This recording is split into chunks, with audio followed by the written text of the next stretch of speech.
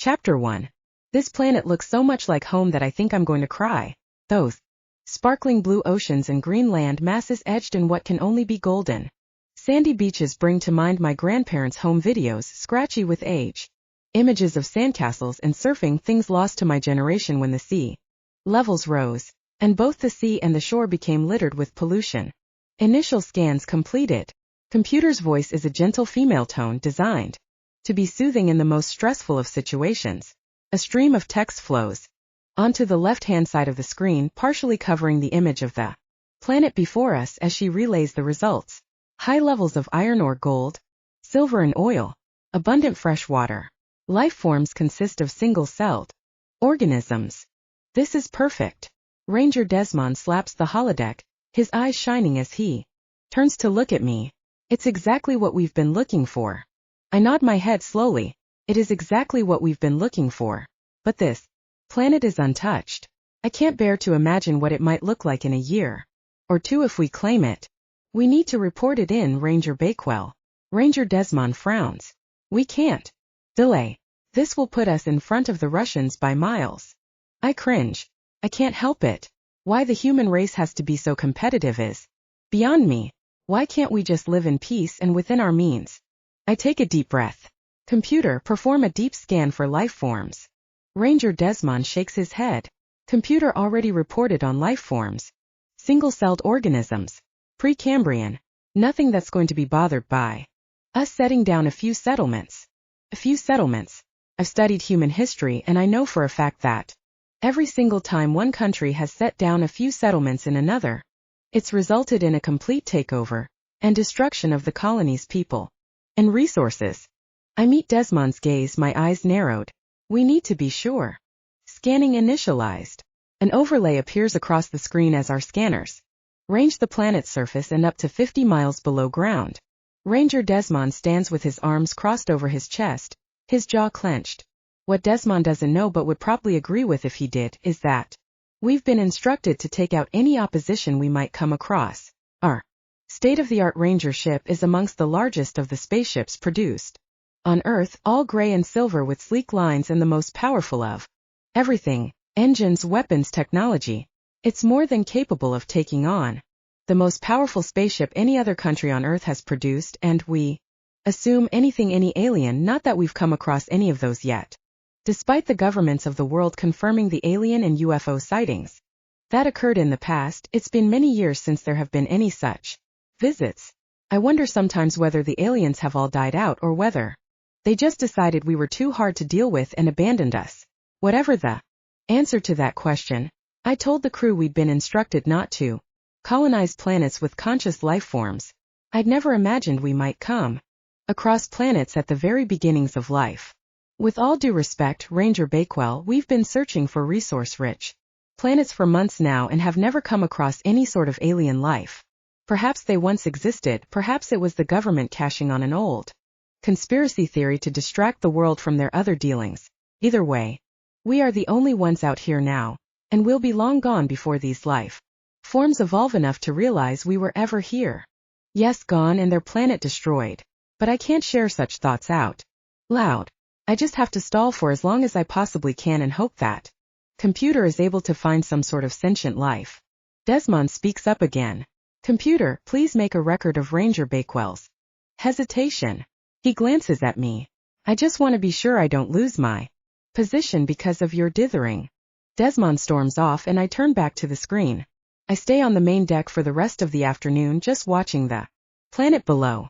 It's so pristine, so perfect, its life forms have barely begun their development into whatever it is they're going to become.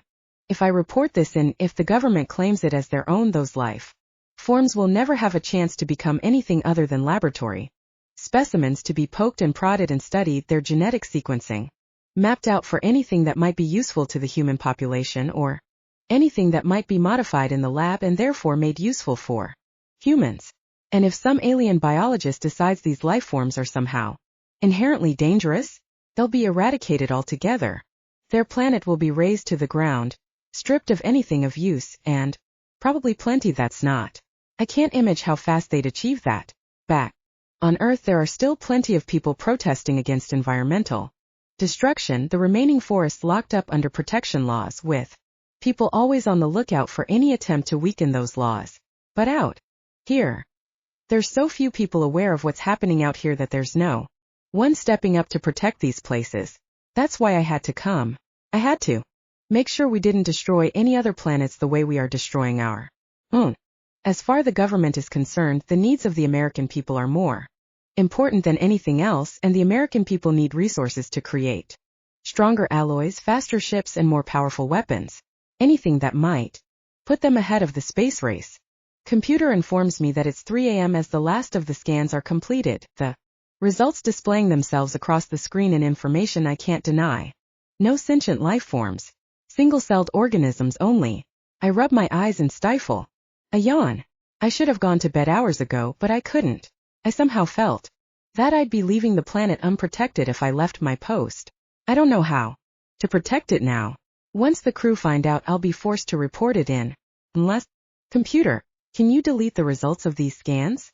Delete the results? Are you sure, Ranger Bakewell? Sometimes I wish Computer's voice could change pitch. While her words express shock and confusion, the soft soothing tone almost suggests she's patronizing me. I nod. It's habit, even though I know Computer can't perceive it, despite the cameras constantly recording here on the main deck. Deleting those results is the only way to save this planet. I can put us in hyperdrive and send us miles away, removing any record of the planet from our system.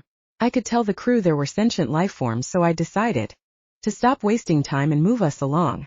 I risked my job, but it would be months before we had to return to Earth, and with a bit of luck no one would question anything anyway. And if they did, if I saved one planet from experiencing the Earth's destruction, then it would be well worth it. I'm sure, Computer. Delete the results and put us into hyperdrive. I swipe the touchpad to bring up a map of the known universe. Send us to planet XD465. It's the next planet on our list, right on the very edge of what is known as the Goldilocks zone, planets that fall within a certain range from the sun, making them not too hot, not too cold, but just right for life and, in turn, all the resources humans are greedy for. The door slides open behind me, almost silent footfalls crossing the floor. Turn to see Desmond, his eyes scanning the screen, a triumphant grin crossing his face. See, I told you. He looks at me. We are the most advanced life forms in this universe. Those bacteria won't even know what they've lost. They'll have nothing left. We'll destroy their planet before they've even had a chance to live on it. You weren't going to report this at all, were you? Desmond's eyes were narrowed, but now he smirks. Good thing I called this in before I went to bed, isn't it? You did what? I realize I've raised my voice and take deep breaths to get my temper under control. We've got our planet and we've almost destroyed that. We shouldn't be taking land that doesn't belong to us. Surely our history has shown us that. Is that why you took the job? I thought it a bit strange given your previous experience, environmental officer for the Forest Association. I was told you must have come to your senses. He shakes his head as if he can't believe he ever accepted that excuse.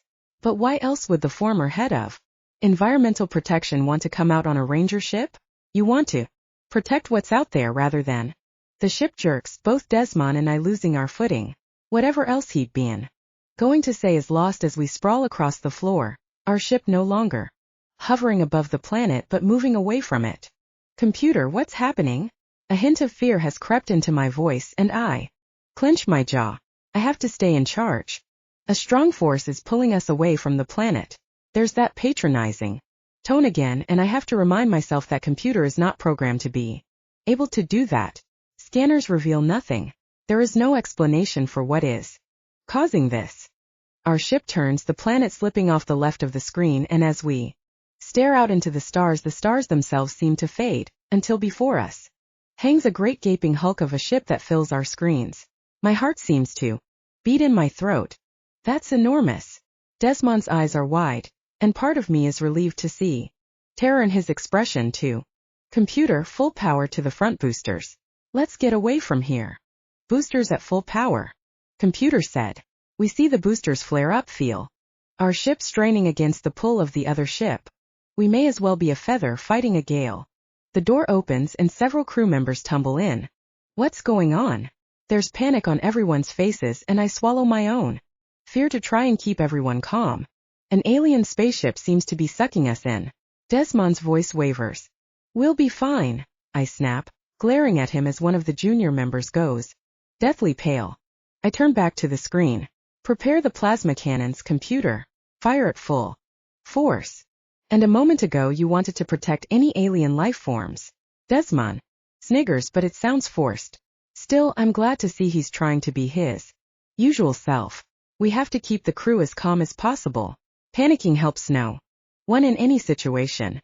I ignore him, struggling to hide my terror as our fire explodes across the surface of an unseen force field. Computer fires again and again. Our shots are prevented from reaching anywhere near that ship.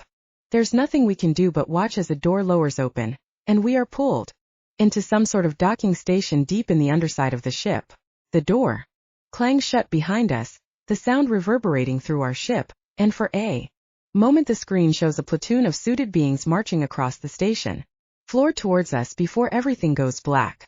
I take a deep breath to steady my voice before I speak. Computer, wake up the rest of the crew. Nothing. The alarms should be going off. My hands are sweating and I wipe them on my jacket. I have to keep control. Clearly they've gained control of our systems.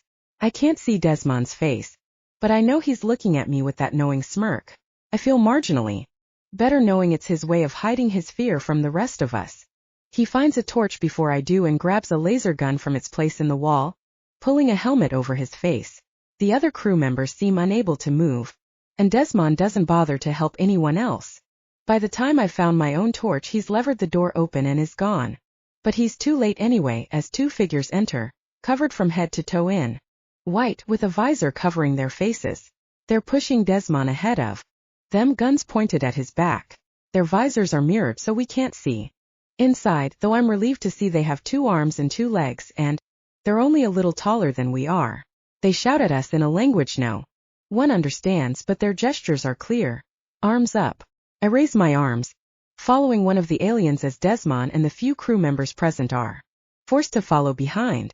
We're led out of the ship to where the rest of my crew has already been gathered, lined up, arms raised.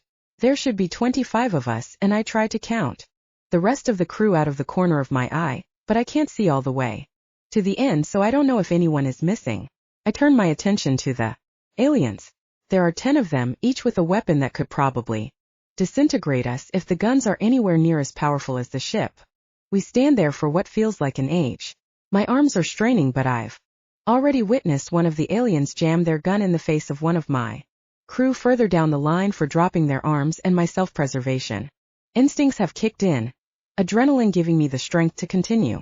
Finally, 5 more aliens come out of the ship, moving to stand in front of us. Someone steps forward, and their helmet slides back, disappearing into their crisp white spacesuits, to reveal a man with dark shaggy hair and an equally shaggy beard. His nose and mouth are slightly elongated, and his ears are pointed, but other than that he looks human enough. I sense a breath of relief flood through the crew. The aliens are not so alien after all. Sorry if we have caused offense. Desmond is stuttering, and if the situation was not so dire, I'd be pleased to see he's been proven wrong. Right. Now I just wish I could silence him, that he'd let me do the talking. He swallows, his voice clearer. We didn't realize you were interested in the planet as well. If you let us go, we will leave this area immediately. But then the man speaks. We have examined your ship, he says, his English perfect, and listen to your log. You are being charged with threatening the lifeforms of a level 1 undeveloped planet, the consequences of which are execution. Your fate will be determined by trial on our home planet. Until then you will remain in cells. Your ship will be retained here until your trial is complete. It's ridiculous given the situation, but I can't help but feel a sense of relief. These aliens wanted to protect that planet just as much as I did. In a way, my wish has come true. No humans will be able to ravage it. It will remain as pristine and pure as its own creatures will allow, and with a bit of luck, those creatures will be much more sensible than we humans have been. We are shepherded through the landing bay and down through the bowels of the ship, where we are thrust into a large room. There are bunk beds around the gray steel walls, a toilet in one corner, and Nothing else. How long do you suppose this is going to take? Zach is the youngest of our crew, and the member most convinced that aliens still existed somewhere in the universe. I guess that's helped her move on so fast from shock to irritation. As though this is a minor obstacle to overcome. So far as I can see, the rest of us are still stuck in shock mode. I couldn't keep quiet. This would have been quicker if Desmond had listened to me. The only reason they think we're threatening those life forms is because he reported it in. Desmond is slumped against one wall but glances up when he hears his name. He looks lost. They're aliens, Bakewell. Actual real aliens who are far more powerful than anything we ever dreamed possible. They know everything about us. They viewed our log. They have our orders. They know what we were doing. There. What I did or didn't do has absolutely nothing to do with this. I climb up onto one of the top bunks and lay down, staring at the ceiling. How arrogant were we to assume that we had the best technology in the universe? That our ship would be safe from alien attack? Still, that's humans, isn't it? Arrogant. We assume we're the strongest and smartest in the universe simply because we've seen no alien life on Earth. And just like every other time we've believed that arrogance, it's caused our downfall. I close my eyes, a single tear trickling down the side of my face to pool in my ear. My self-preservation instincts are still high, and I really don't want to die. I just can't see any alternative. We've been charged with threatening the life forms on that planet, and all the evidence will show we're guilty. What other outcome could there be? Chapter 2. The cells are cold, and when our midday meal arrives, it is an unrecognizable sludge that makes my stomach lurch just looking at it. Late afternoon, a troop of guards come, 5 of them. They aren't wearing their helmets so we can see their faces. They look much the same as the first man. We saw pointed ears, elongated nose and mouth, shaggy hair that extends down the side of their faces and under their chins. One of them has a rounder, more scaly face than the others, and this one grabs Zach and pulls her out the door. I race to help her, but there's a gun in my face and I put my hands up and back away as my self-preservation kicks in again. Where are you taking her? Fear seems to have transformed into aggression, and Desmond is right up in the guard's face. What are you freaks up to? Another guard swings his gun up towards Desmond. His weapon fired before I even have the chance to think. The blast is so bright I'm momentarily blinded, and when my vision is back I wish it wasn't. Desmond is slumped on the ground, his suit and skin blackened where the ray must have hit. There's a stench of burned flesh and polyester, and the alien is talking in sharp short tones that must be commands, though of course none of us can understand. Desmond is pale, though I can't see any blood, but I don't think he's breathing. I take a step forward. I just need to check he's okay, but again, there's a gun pointed at me, and once again I back away. The only thing that stops me hating myself completely is that no one else is standing up to these aliens either. In moments Zach comes back and someone else is taken away. Everyone wants to ask Zach what happened, but the guards speak in that language no one can understand, waving their guns again, and we fall silent. One by one we're taken elsewhere. One by one we return to stand or sit in silence. Some people rub or scratch the back of their neck, most are still. Finally it's my turn. I'm taken into an adjoining room. It's quite small, a bench along one side, with shiny cupboards both beneath and above. In the center there is a chair, and I'm directed to sit in it, my arms strapped on either side of me. Swallow the lump in my throat. Whatever they're going to do, everyone else came back okay. I have to trust I'll be okay too. The guard starts to talk, and I realize there's another alien standing at the bench. They're back to me. They turn, responding to the guard, and then they look at me. I see this one is also not wearing anything over her face, and she seems to be female, though I'm making that assumption based on her high cheekbones. It's a little tricky to tell really, because like the few other aliens whose faces I've seen, there is thick hair covering her chin. She smiles at me. At least I think it's a smile, and then she raises something that can only be a needle, though it's thicker than any I've ever been given before. Memories come flooding back. My mother holding me down so the doctor could give me my vaccinations, the fear that caused me to thrash out at both of them just as the needle entered my arm. My movement was so violent the needle snapped, and I spent the afternoon sobbing as both my mother and the doctor coerced me to try again. Mother says I went back a week later, and the whole process was done smoothly. But I don't remember that. All I remember is the uproar as the needle broke in. my arm and I screamed for them to let me be. Now, on the alien spaceship I swallow a poor attempt to keep my nerves in. Check. Everyone else came back okay. I have to remind myself of that. I take a deep breath and repeat that thought in my mind as the alien pulls my hair to one side. I gasp as the needle breaks the surface of my skin. I want to show them how strong I am, but when it comes to needles I never have been, not since I was a child, and the sharp sting as the alien inserts the needle just makes me want to curl up in bed and cry. I bite my lip instead, squeezing my eyes shut as I feel something cold and long slide into my neck from the point of the needle. Then the alien steps away and I see the needle is in her hand, but I can still feel it in my neck, and now my head feels fuzzy. That wasn't so bad, was it? The alien is smiling at me again, and it takes me a moment to realize that the fuzziness has cleared and I just understood what she said. We've just inserted a language implant into your neck, so there are no more misunderstandings between us. You're free to go back to your cell now. Her voice is softer, more feminine, and when I glance at the guard who brought me here I realize that she too has high cheekbones, and a more feminine look to her face. The doctor turns away, and the guard unties my hands, ushers me out the door, and back to the room. I realize that at least one of the other guards must be female too. They're not all men. I'm relieved to see everyone again, but then my gaze falls onto Desmond. For those brief few minutes I'd forgotten about him, but he's still slumped on the floor, and at the sight of him my chest tightens again. No one talks as the rest of the crew are given the language implant. When the last of us has been done, one of the guards speaks. On our planet, respect and politeness are held in high regard. Insults will not be tolerated. He nods as though his words have explained everything, and then the guards lift Desmond's body and carry it away as they file out the door. Where are you taking him? Zach calls after them. One turns around. He insulted one of our guards and so he was executed. We will give him a proper space burial. The door slides shut and we're left alone again. We've got to find a way out of here. Zach speaks up. I shake my head.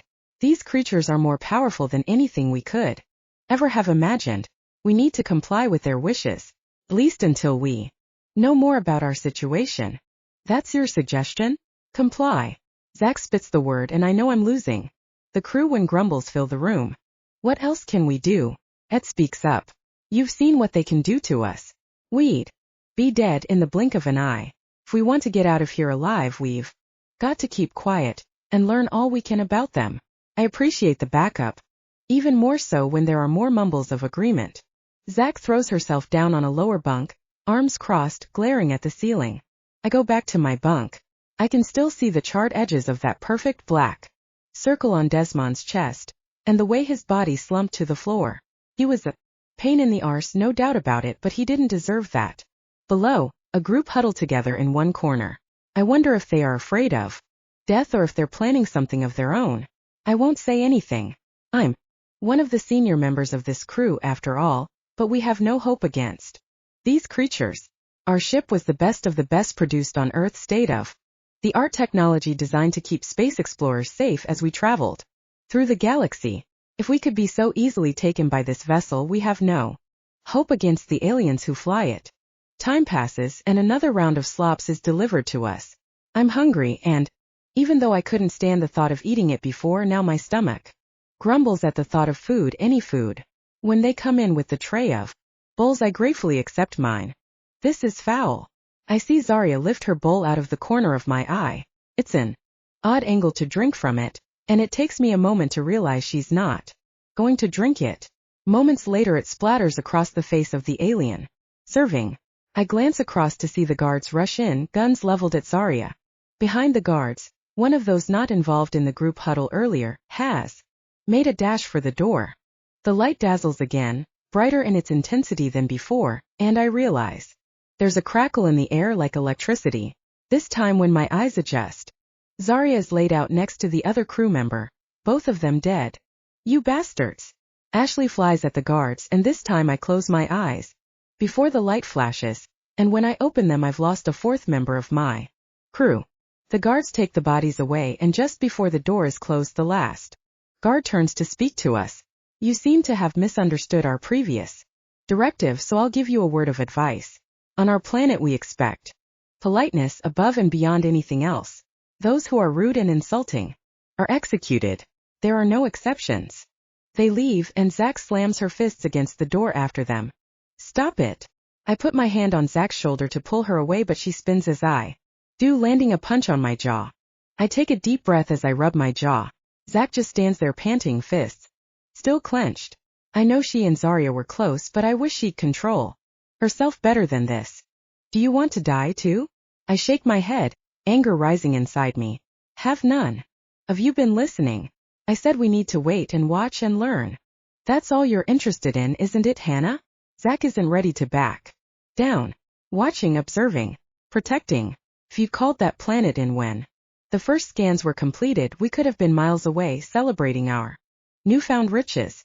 We were due a finder's fee, and with a planet like that it would have been a decent amount of money.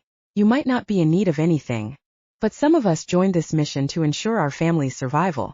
Now what will become of them? What will become of them if you're dead?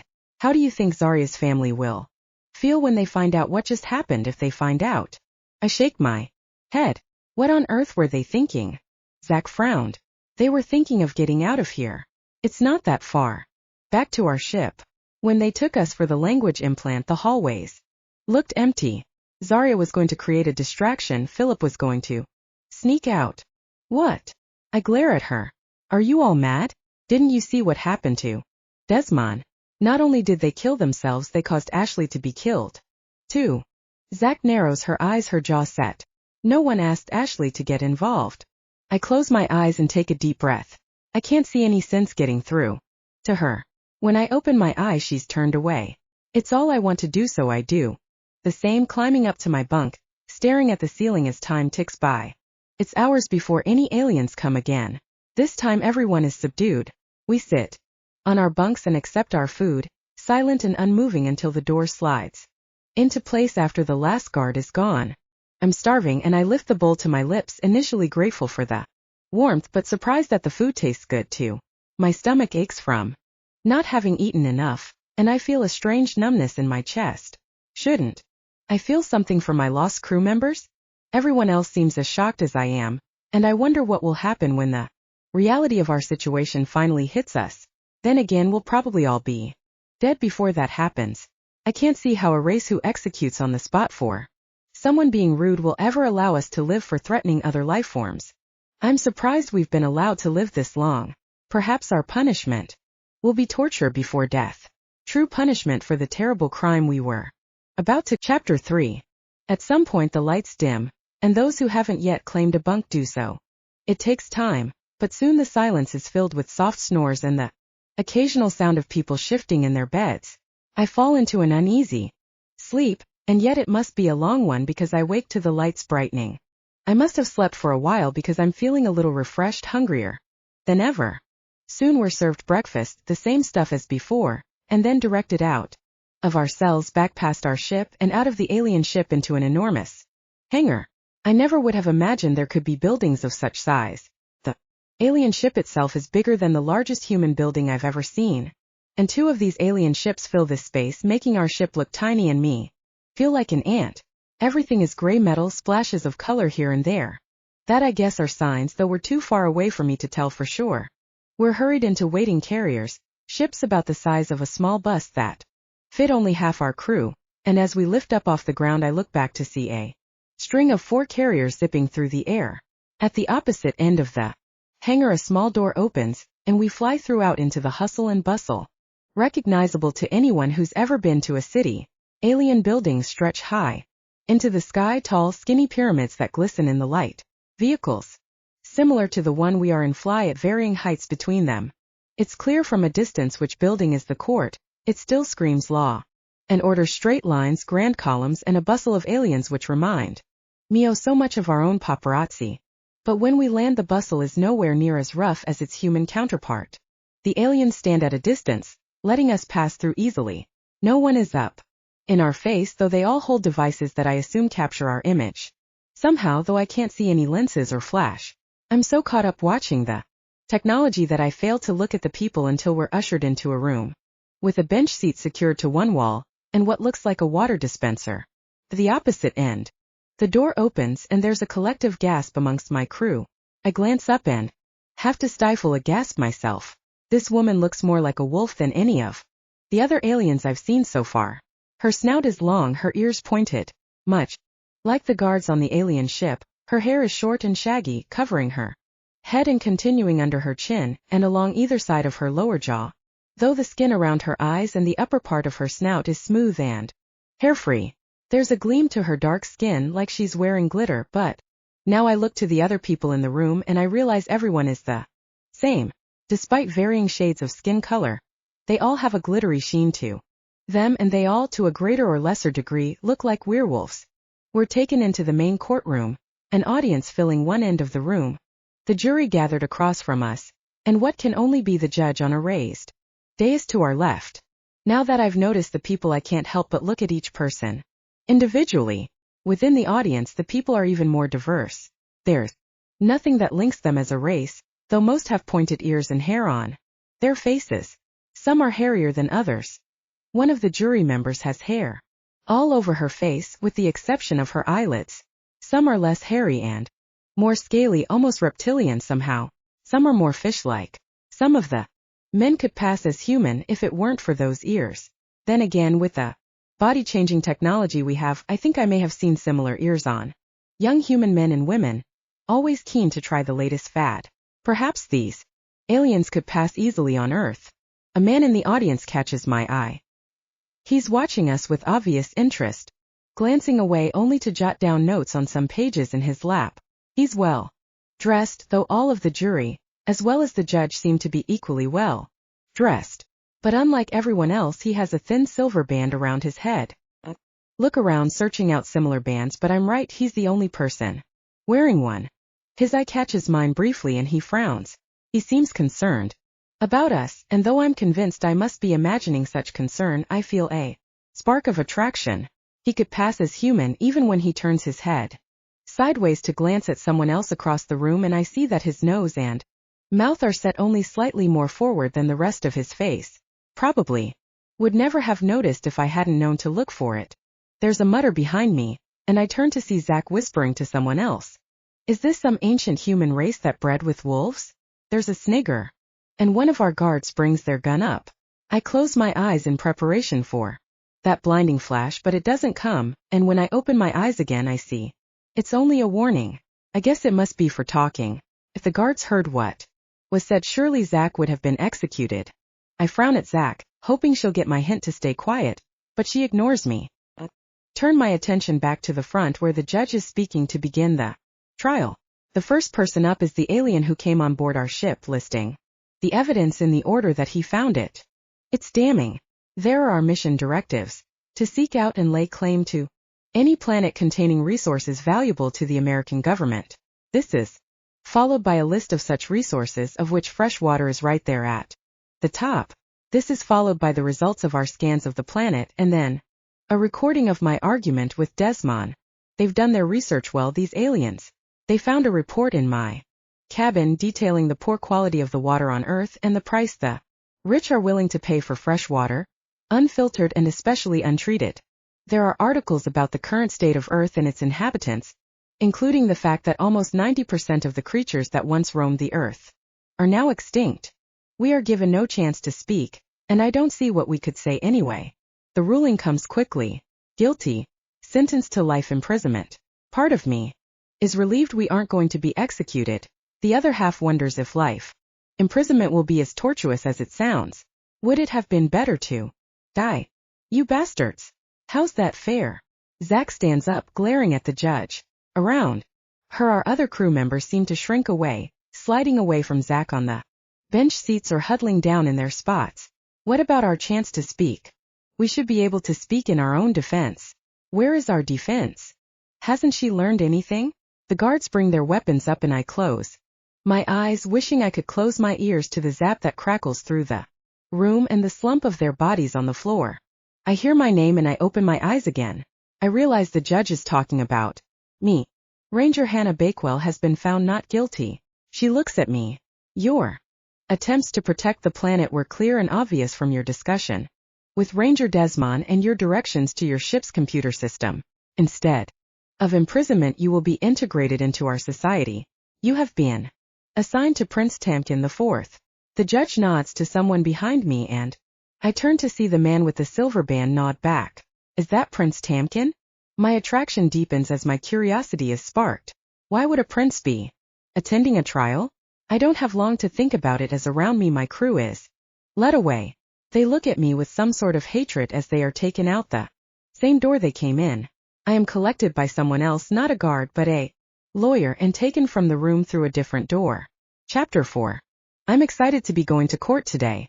A human ship has been sighted in our jurisdiction, and rumors abound that the humans were caught in the act of claiming a level 1 undeveloped planet as their own. It wouldn't be so bad if humans were known for their protection and conservation of things weaker than they are, but the few reports that ever made it back from Earth made it clear. Humans have an overwhelming desire to grab at anything and everything, pull it apart to determine its uses, and then use it until it's all used up, or destroy it if they see nothing of value about it. Despite their reputation, I've never actually come across a human before. They fascinate me. I've spent hours reading all I can find on the species, which isn't a great deal because very few people have made it to Earth and returned to tell the tale. It seems the human authorities are quite content to pretend there is no other life in the entire universe. They do whatever they can to make sure this lie is maintained, including killing off any aliens discovered on their planet, and depicting any human witnesses as being of a troubled mental state. Still, we know a little about humans' biology and physiology, their interpersonal relationships, and the confused mix that is the present day mingling of cultures, but so much of their history is unknown to us. Nothing to explain how such tiny fur-less creatures have been able to survive for such a long time and rise above everything to set themselves at the top of the food chain. I'm looking forward to watching these humans and learning more about them. This is the reason I enjoy studying galactic law. Every other day, there's a new case, a new race of beings I might otherwise never come across. Are you ready, Prince Tamkin? I glance up at Drazel, my teacher and the lawyer in charge of proving the humans' guilt. I nod. He hands me a sheaf of papers and directs me to sit in the front row. This will be a quick one, he says, nodding at the pages. Reports from the ship suggest they behave exactly as their reputation suggests they do. Greedy and grabbing. Will be done before lunchtime. I sit and begin to read. There's a list of crew members, all with strange names I can't get my head around. As I read, the humans are brought in. Their crisp uniforms are not enough to conceal their ragged behavior. They're so arrogant, it's clear in the set of their jaw and the way they hold their heads. Hi. I read that several of them have already been executed for their insults, and I can't believe they are still behaving in such a manner. Do they all want to die? In my notes there is an image of each human, accompanied by a record of behavior whilst in the cells, and I look up to find the one they call Zach, highlighted as a troublemaker. She's muttering to another crew member, her facial expression suggesting her words are cruel and callous. I note this down on my page. When I glance back up, there is another human watching me, curiosity clear on her face, and I skim over the images to find her face. Hannah Bakewell. Her notes show she was quiet and reserved, though concerned for her crew members. The only conversation aboard our ship was recorded on the surveillance systems, spoken when no guards were in the room. In it she urged everyone to comply with our rules, unlike this Zach whose first instinct was to find a way to freedom. I glance back up at Hannah, but all the humans' attention has been turned to the front, where the member of the Space Protection Authority is reciting the list of evidence against them. As he speaks, I see Drazel is right. The evidence reinforces their reputation. There is no way they will be getting out of this. When the evidence is finished, the judge sentences them to indefinite detention, a life sentence. The humans are in uproar.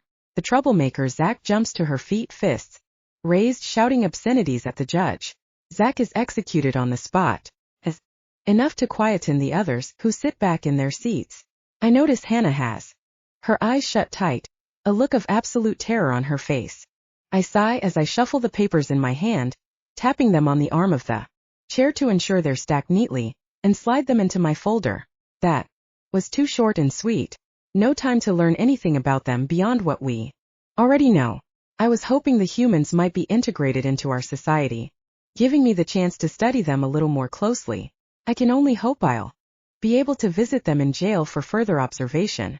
But then the judge speaks again. He gives the human called Hannah Bakewell a reprieve for trying to protect the planet from her own people's invasion. Retrieve the papers from their folder and flick through them to find a transcript of her conversation with the ship's system computer, and the deceased human called Desmond. She wasn't holding back, she was ready to lie to her crew and fly that ship out of there. I'm curious now. So not all humans are greedy and arrogant. I wonder what it is that sets her apart? When the judge assigns her to me for integration, it's all I can do to keep the smile off my face. I'll have a chance to study her up close, learn a little more about these creatures called humans and why she might be different. You are not like the other humans. The alien I'm following speaks, but it takes me a moment to realize she's talking to me. Sorry. You fight to protect the vulnerable.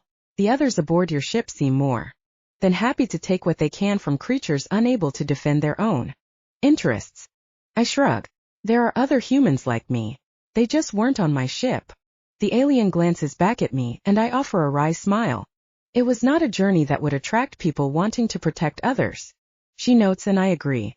Few on Earth are truly aware of what is happening out here in space. As kept very quiet. There would be plenty who would protest this taking of resources if they knew about it. Perhaps I have misjudged your fellow humans. What we have seen does not suggest there are many who care about beings other than themselves. I think people care if they are given the opportunity, but those in power are quick to use fear to divert our attention away from that which is important. I shrug again. Fear is a hard emotion to overcome, takes hold, and twists our thinking. Like me now, I was scared enough of losing my life that somehow I have ended up being the only one of my crew with some semblance of freedom. Should I have spoken up when they killed Desmond? Would it be better if I was dead? Shook my head. My death would not have helped anyone, and I do not want to die. The alien opens a door, and I'm taken into another small room. The chair in the center reminds me of the room on the alien ship, and I have to swallow my fear, squashing it down into the pit of my stomach. But there's nothing medical looking here, and when the woman opens a cupboard and removes a small box, I feel a sense of relief that I won't have to face any more needles. The alien removes a strip of flexible metal from the box and plugs it into what must be some sort of computer system. She pushes a few buttons, the strip beeps, and she turns around to place it around my neck. I close my eyes, forcing myself to remain still as my stomach squirms again. Is this what integration is? Then, some kind of slavery? This tells us that you have been assigned to Tamkin for integration. Once you are fully integrated, which does take some time, your collar will be removed, and you will be free to live as one of us. The collar clicks into place. There, that's not too tight, is it? She slides a finger between the collar and my neck, and I have to agree and say it's not, though the metal is cold against my skin, and I have the ridiculous sensation that I'm being choked. You should already be aware of the high importance of politeness in our society. We do not insult each other in the same way your people seem happy to insult each other. It's very important that you always show others the utmost respect in everything you do. She leads me through to a small room filled with about half a dozen other aliens of all different types. You are to wait here. Prince Tamkin will be along to collect you shortly. She smiles and leaves, and I feel the strangest sense that I could just up and leave and no one would know. I shake my head. I'm wearing a collar programmed to inform others of whom I belong to. It probably has a tracking system built in and an alarm system if I wander where I shouldn't. I run a hand around the collar. It's so thin and perfectly smooth.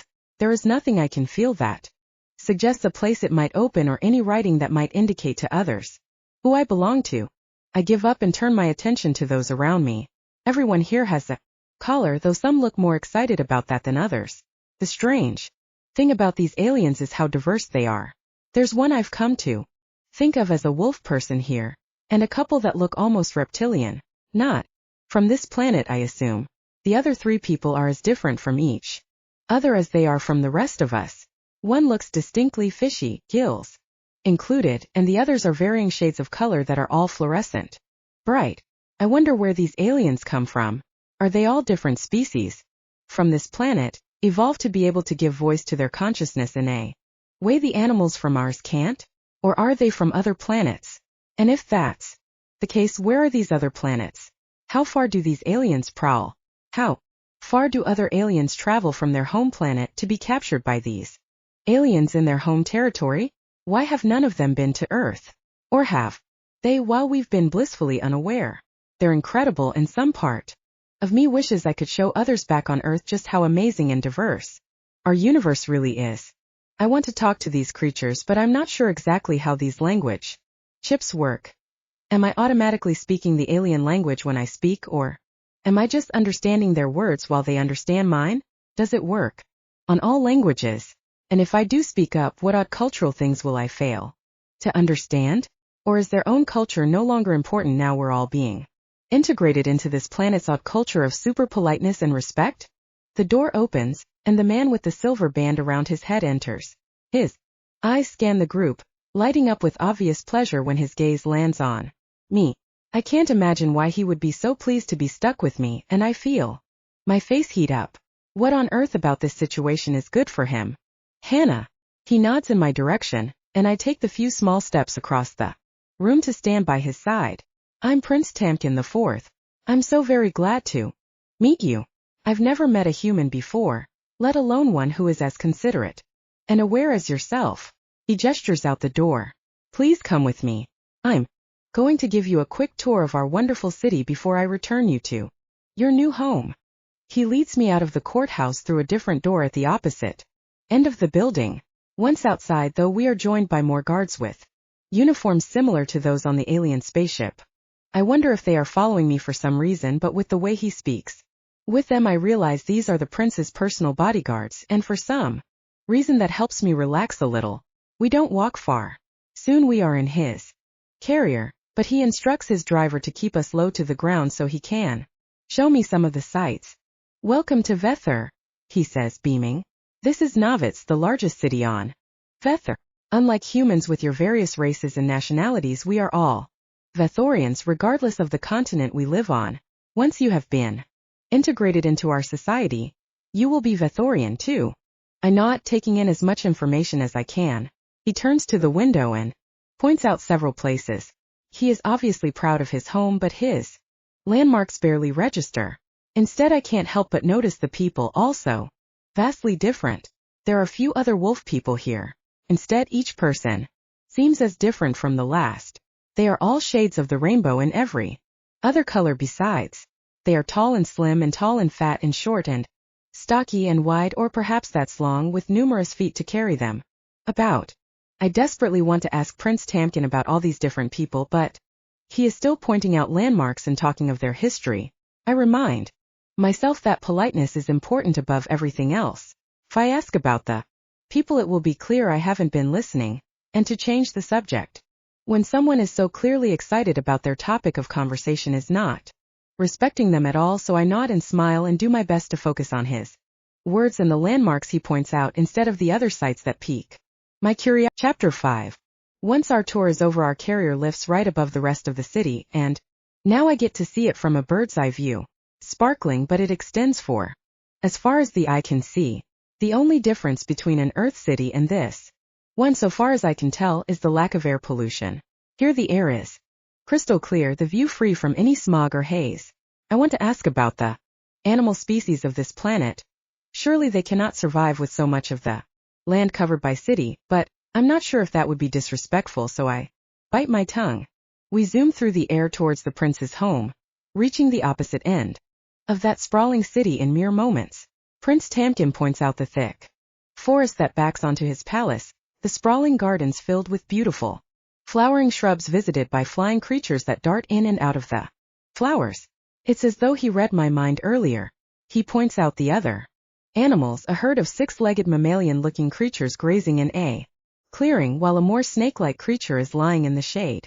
He's very proud of this too, all his continent's native species of plant and animal, none introduced from elsewhere, either from somewhere else on this planet or from another planet entirely. Except the people, I want to say, but it's probably rude, so I don't. I find I'm saying even less than I said before, and I wonder how long it will take before speaking with utmost politeness becomes second nature, and I stop second-guessing every thought that pops into my mind. We disembark from the carrier in a quiet corner of the garden, and Tamkin leads me through for a closer examination. It's good for you to get to know the place, he says to me, as well as the people. This is how the best integration begins. This is how you will come to feel more settled and secure here as time goes on. You are free to roam these gardens. Many of these plants are edible and delicious. We have an extensive library in the palace that you have full access to if ever you have a question. And you can't find someone to ask. The sooner you learn our ways, the sooner we can remove your collar and you can be free to live among our people and move freely on our planet. I'd almost forgotten about the collar. It really is super light, and when my attention is drawn elsewhere, I can't even really feel it, though now the prince has brought my attention back to it, I feel that slight strangling sensation. That must be all in my head. I wonder if it would be rude to ask if I could ever return home to my own planet. I decide for the moment that yes, that would be rude, and I store that question away until I can think of a way to ask it that would not insult the hospitality of these people. The human Hannah Bakewell is so quiet. She doesn't say a word for the entire journey through the city or back to the palace, though I sense she wants to.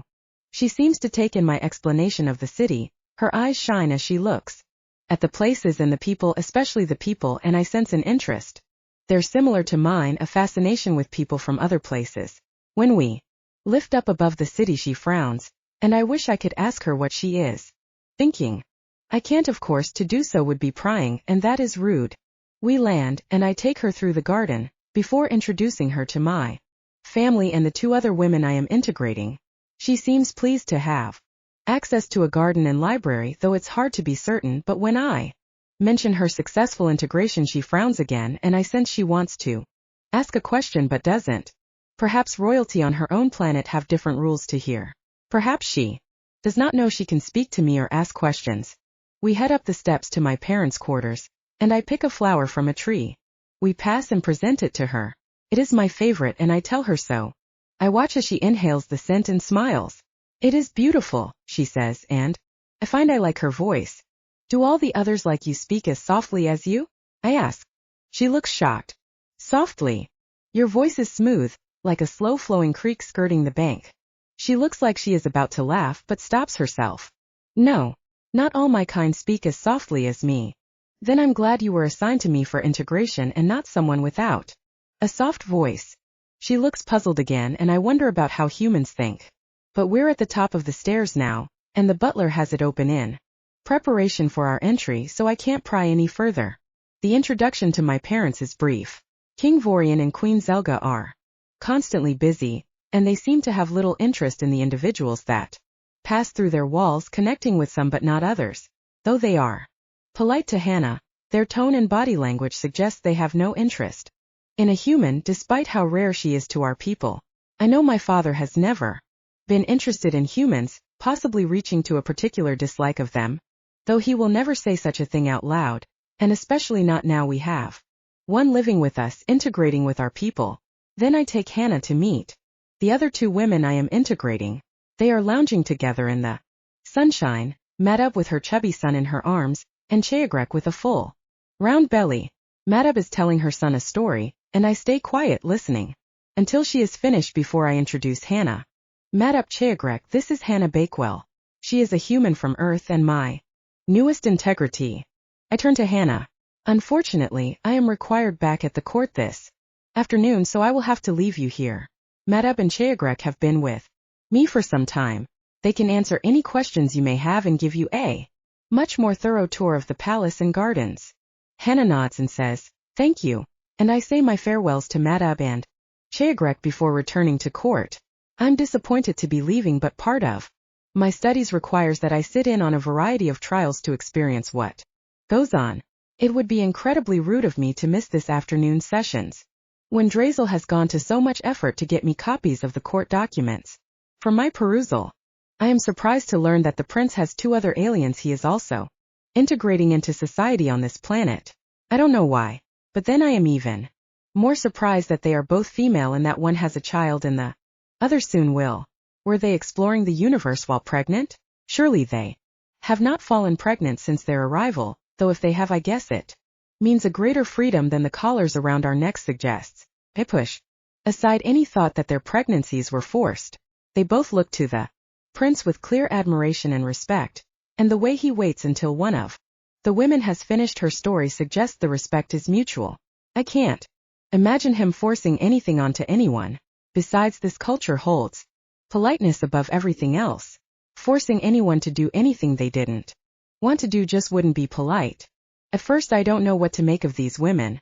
They smile and welcome me when Prince Tamkin is there, but as he leaves the baby begins to cry and both women turn their attention to him. I don't know whether to sit or stand or go and fetch some help.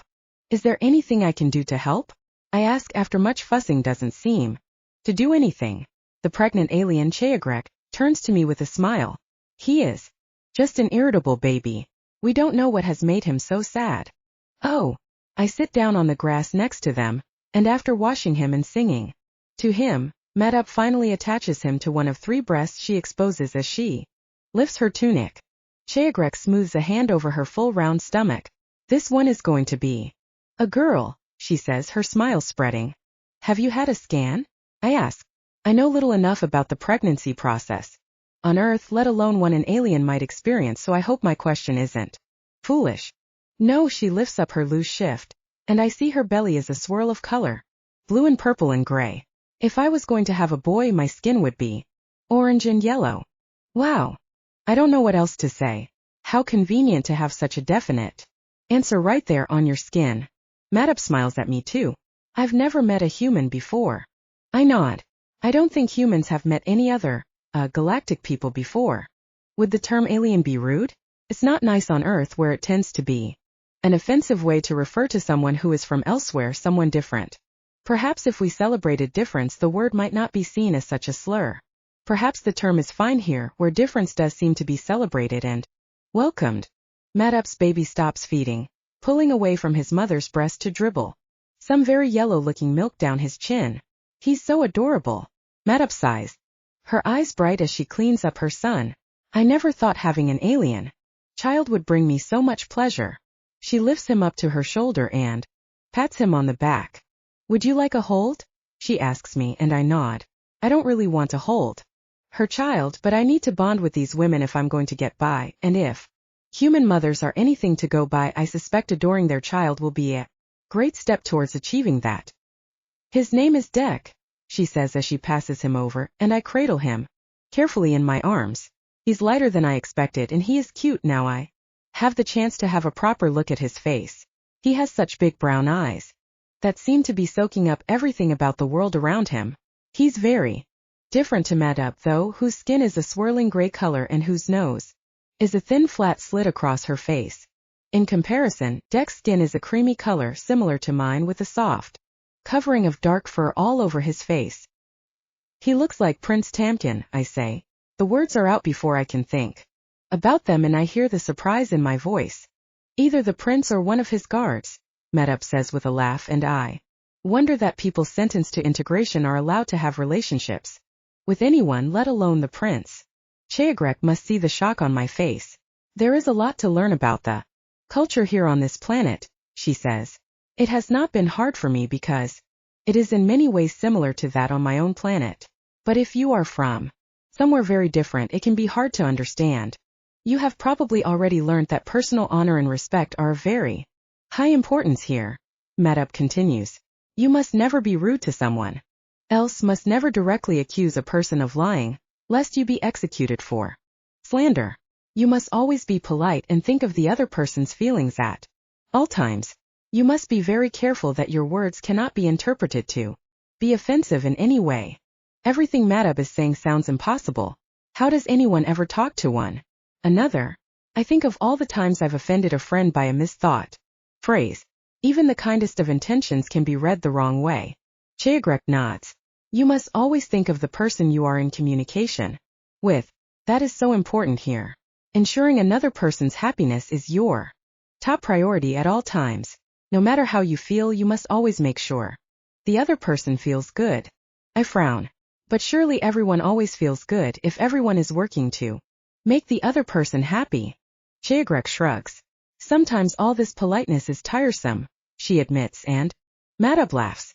It is one of the areas where my culture differs from here, Madab says, taking back Dek, who has started fussing. On my planet, honesty is revered. It does not matter what either person feels about what is being said, only that the words contain the truth. Cheagret catches my eye, her hand deliberately moving to stroke her stomach. Again, one of the side effects, I guess you could say, of wanting everyone else to be happy all the time, is that every need is to be fulfilled. She pauses a moment, and I'm not sure if she is waiting for me to say something, but when I don't, she continues. You will never go without, here on this planet. Your food will be not only delicious, but also nutritionally satisfying. You will always have enough to drink, a warm, comfortable place to sleep, time to set your mind and body to work, and time to relax. But your sexual needs will also be fulfilled. The prince is very skilled at this, as are most men on this planet. Wait? My sexual needs? Whether I want them to be fulfilled or not. I think back to the prince and feel a sense of relief that he is at least physically attractive. Madab raised an eyebrow. Why wouldn't you want your sexual needs fulfilled?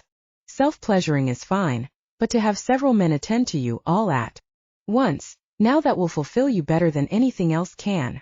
I find myself blushing at the thought. You have sex with several men at once. Both women nod enthusiastically. It's part of the integration too.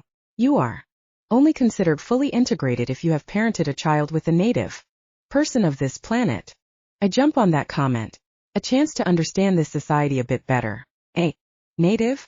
So, people who look like Prince Tamkin. Madab frowns, her brow a single line above her eyes. No. Anyone who has been integrated is a native. Generally, it's preferred that you reproduce with a person who is integrating you, but that is not necessarily always the case. Cheagrek laughs, a soft chuckle that has something mischievous about it, and I can't help but like her for it. Sometimes it's not possible to know for sure. She winks at me, and I find myself relaxing in their company. There is something so much like the people I've left behind, and I almost feel I've known these women for years. So, if you don't have a child and you don't fully integrate, what happens to you? Do people who never fully integrate get sent home? I realize I've crossed my fingers behind my back, a childish gesture, but I'm so desperate that this will be the answer. How can you not have a child? If your sexual needs are met, you are going to end up with a child sooner or later. I frown. Aren't there some women who can't have children? Madab looks perplexed. All women can have children. It's just a matter of time. I wonder whether I should tell them that on Earth, there are women who cannot have children. Perhaps that would be too much to take in. But what happens to those who do not integrate? Cheagrek shakes her head. It is not possible to not integrate. Everyone integrates. You will fall pregnant, and when your child is born, you will become a native of Vethor. I wonder if I could just refuse sex. Would that work? Never mind that the thought of having my every sexual need fulfilled by a very skilled man, or group of men, is turning me on just a little bit. I'm sure I can ignore those urges. Chapter 7. Hannah seems to integrate fast into Vethor society. I've never met anyone like her. She spends her spare time in the library, studying our ways and Madab and Cheagrek tell me she is naturally polite and a wonderful help with the babies. In the evening when we meet, we have fascinating conversations about her discoveries on Vethor, and the differences between human and Vethorian culture. She's obviously as fascinated as I am about different alien races. I've never met anyone quite like her, and it's not just the fact that she's human, it's her personality too. I spend most of my time thinking about her. So much so that Drazel has had to bring my focus back to the court and the task at hand. When I can, I sneak a look at the footage we took from the ship. Hannah standing up for that tiny level 1 planet. She may have been speaking to only one man, but she was standing up against her entire crew and her government back on Earth. There's something there that arouses me, so different from the women here. Not that it's their fault, it's just the way our society forces us to be. If Hannah had spoken like that to any Vethorian, she would have been executed on the spot. How ironic that her words and actions were the very thing that saved her. I hope to see more of it when we finally get to spend more time together. If this had been a normal integration, I would have already spent much time with her. But Hannah's trial was the first in a string of intergalactic crimes, and I've been watching the drama of it all unfold in the courtroom as aliens from a number of other planets are brought to trial for things as varied as attacking one of our explorer ships or stealing resources from a level 3 developed planet, which has no sentient life forms of its own to defend it. We are very protective of planets whose people have not yet evolved enough to look after themselves. I can't help but wonder what's come over me.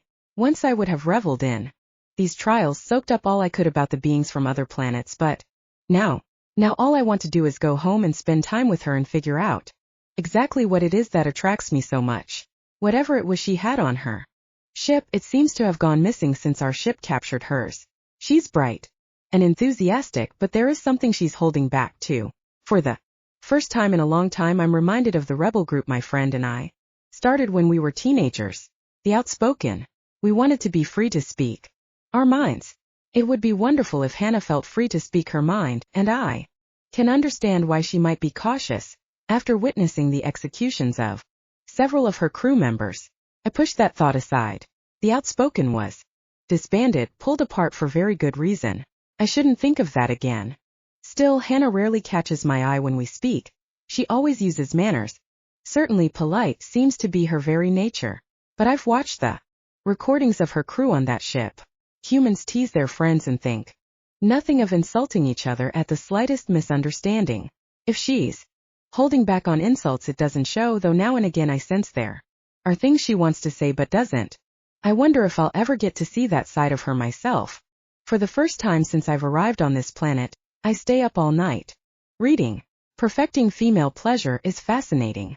It's obsessed with making sure that the female has multiple orgasms each and every time they have sex.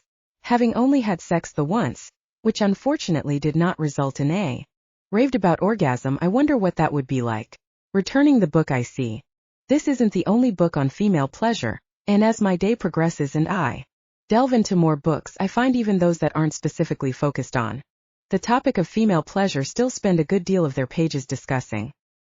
It seems that they believe that good sex is necessary for a healthy baby, that somehow an unpleasant experience might corrupt the baby somehow.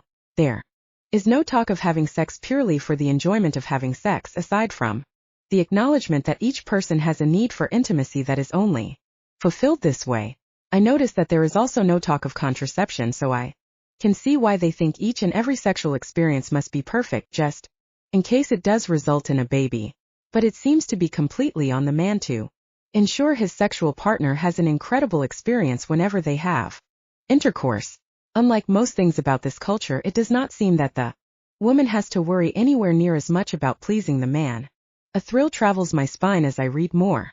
This part of the integration may not be something I would have asked for, but it sounds like I'm going to enjoy every bit of it. I wander the room. I've read far more on the anatomy and sex life of Vethorians than I actually intended, and it takes me a moment to remember that what I really wanted to study was the laws of this place. Reading up about alien sex was great, but I should have been learning the laws and culture too. Not only would I learn more about this place and maybe find a law that would allow me to go home, it would help me connect with Prince Tamkin, and that connection could surely only work in my favor.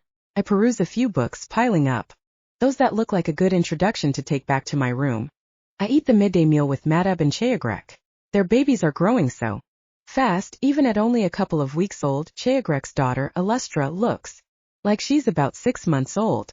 She's already started to sit up by herself, and she's reaching for things, almost pulling herself across the floor.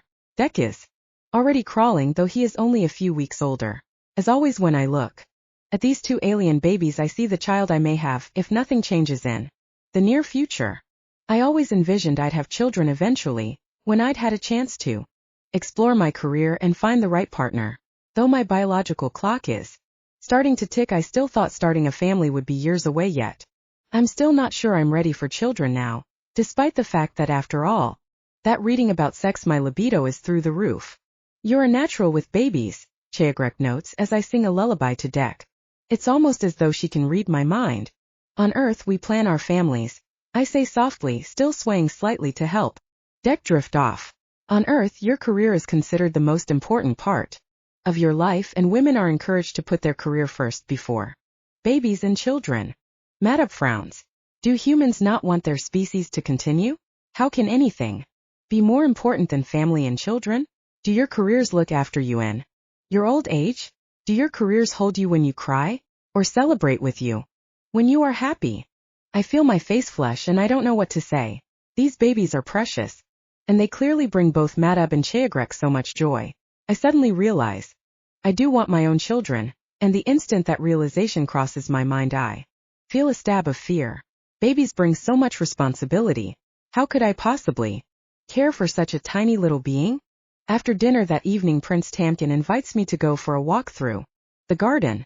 After the usual small talk, I ask him about his day and he regales me with the comings and goings of the court, the various disputes between different aliens and how one alien today was sentenced to be executed for offending his neighbor. I frown. What did he say that was so offensive?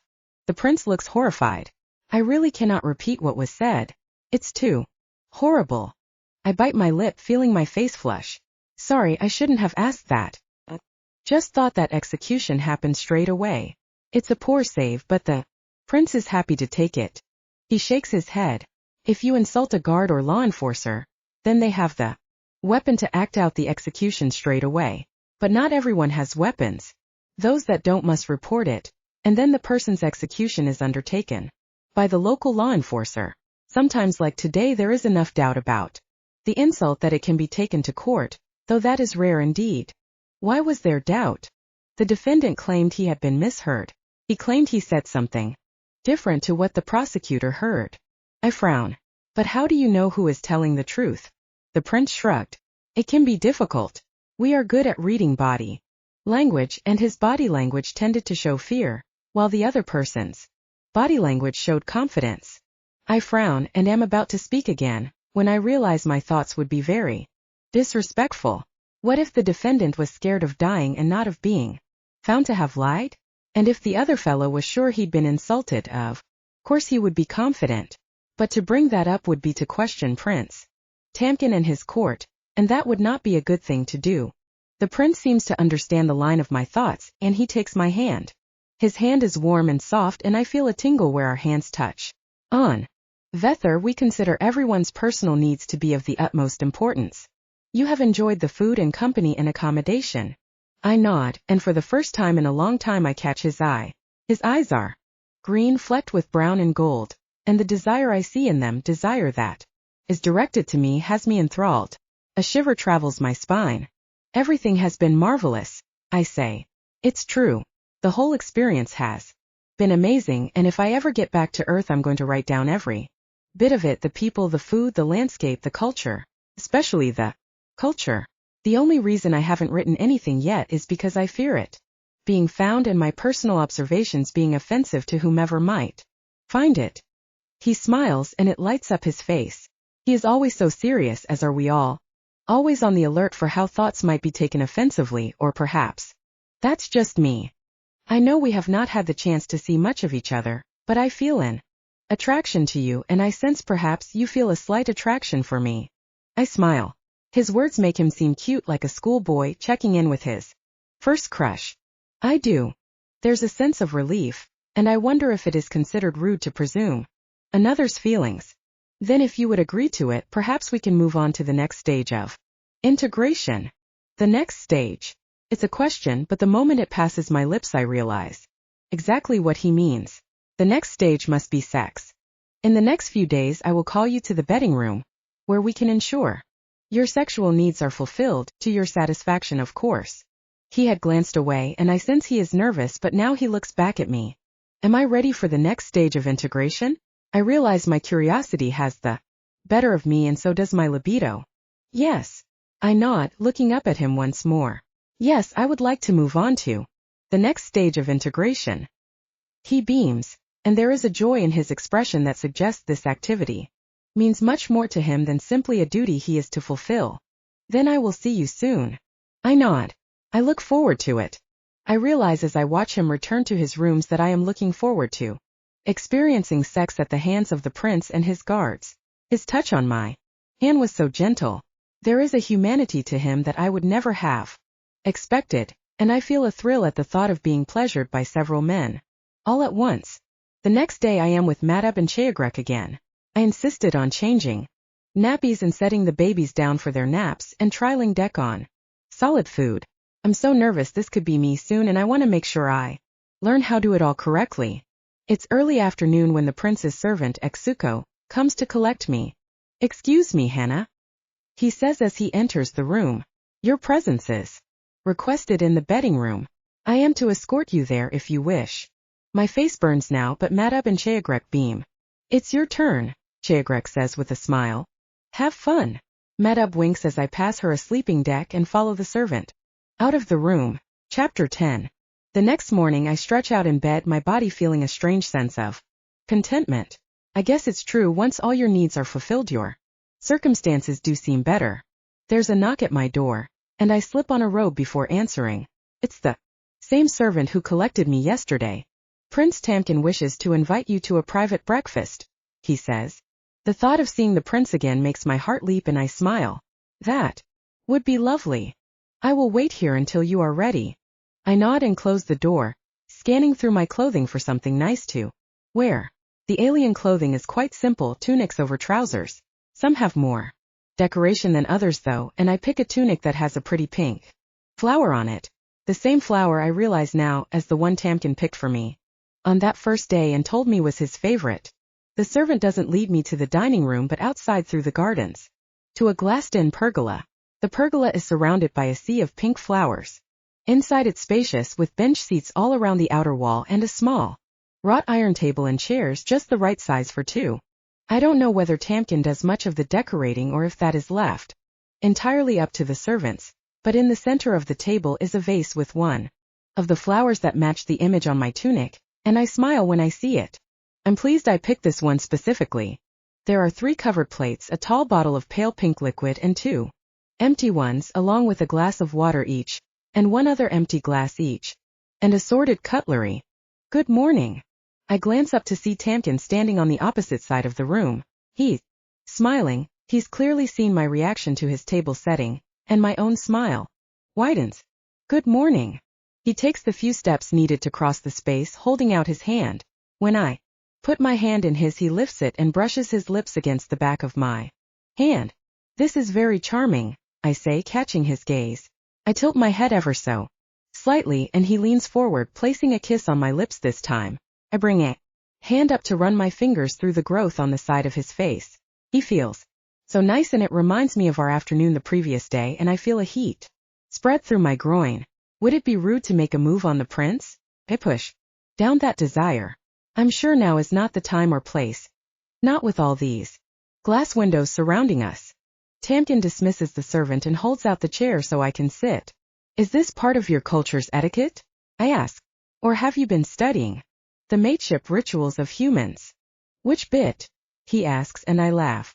The whole situation reminds me of some sort of historical romance movie, and for some strange reason that also makes me feel very happy. Who knew people still acted this way? All of it. I wave my hand around. The romantic location, the table set for 2, the flowers, the kiss on the back of my hand, holding out the seat for me. All of it. He sits and slides his chair around so he's closer to me. "I have no idea of the mating rituals of humans," he admits, his eyes shining. "But I am keen to learn more." I laugh again. It just bubbles up from somewhere deep in my chest, a strange, girlish giggle I'm not sure I was actually aware I had. "I've been working far too hard. Unfortunately, I'm not the one to ask," I say, lifting a glass of water to my lips to take a sip. "Not regarding modern mating habits anyway. All my knowledge of earthly relationship rituals comes from old movies. My only personal experience of that was very brief. A dinner, a movie. There was barely any time for chit-chat before we were at it, and it was over before I ever started to get into it." I glance at the spread before me. And I certainly didn't get a breakfast like this the next morning. Tamkin lifts the lid of one of the plates, revealing a salad of local greens and a portion of something that reminds me of fish. He dishes up some for me and some for himself, and then pours out a sparkling pink drink into our second glass. "I'm not sure if I've expressed this before," he says, lifting his glass to me, "but I feel truly honored to have you here in my home." My cheeks warm and I lift my own glass. "And I am truly honored to be here." Our glasses clink and we each take a sip. The drink is definitely alcoholic. Not only can I taste it straight away, but the alcohol goes straight to my head, causing a lightheaded buzz. "This is delicious," I say. It's made from the flowers you see all around us. He indicates the pink. Blooms out the window. I take another sip before setting the drink down. I assumed that Vethorians would not drink alcohol, especially not something that flows as easily as this. There's a twinkle in Tamkin's eye that is almost mischievous. We don't as a rule. But there are some amongst us who enjoy the freedom that comes from a little inebriation, and as long as you are careful about the company, you can be certain all will be well if you relax a little. We all need to relax now and then. I agree, but I don't think I should drink too much of that, especially not on an empty stomach. It's already going to my head. Thankfully Tamkin begins to eat straight away, so I pick up my knife and fork and take a bite. I've not had this dish before. Everything about breakfast this morning feels extra special, and I wonder if it is kept for special occasions. The fish-type meal is tasty too, and I compliment Tamkin on his choice for breakfast. I knew you'd like it, he said. I went to your ship and downloaded all the data on you. My ship? I hadn't thought about it for so long. Now I feel a strange sense of nostalgia for it. But I'm also shocked that my ship holds information about me. I don't want to tell Tamkin that now. I try to focus on the other part of his sentence. Data. I frown and Tamkin's eyes widen. It was only to ensure we did things to your preferences as best we are able. His words are rushed and I force a smile. That is very sweet. I'm sorry, I didn't mean to suggest there was something wrong. I guess I didn't consider that computer kept data on the crew members. He smiles hesitantly. Here on Vethor, our ships are filled with as much information as is necessary for each person to carry out a successful mission. We believe that an individual has more chance of being successful if their own personal needs and desires are fulfilled. The more comfortable you are, the more productive you are. Each person works better when they're satisfied. He reaches out to put his hand over mine. I don't know whether humans have the same views, but your ship's log has a list of your preferred meals and has recorded the temperature you set your cabin at while you sleep, as well as the temperature you prefer when you are awake. Wow. I haven't thought about it before, which is ridiculous really. Of course computer's AI system would keep those details. That's what she was programmed for, to ensure we were comfortable.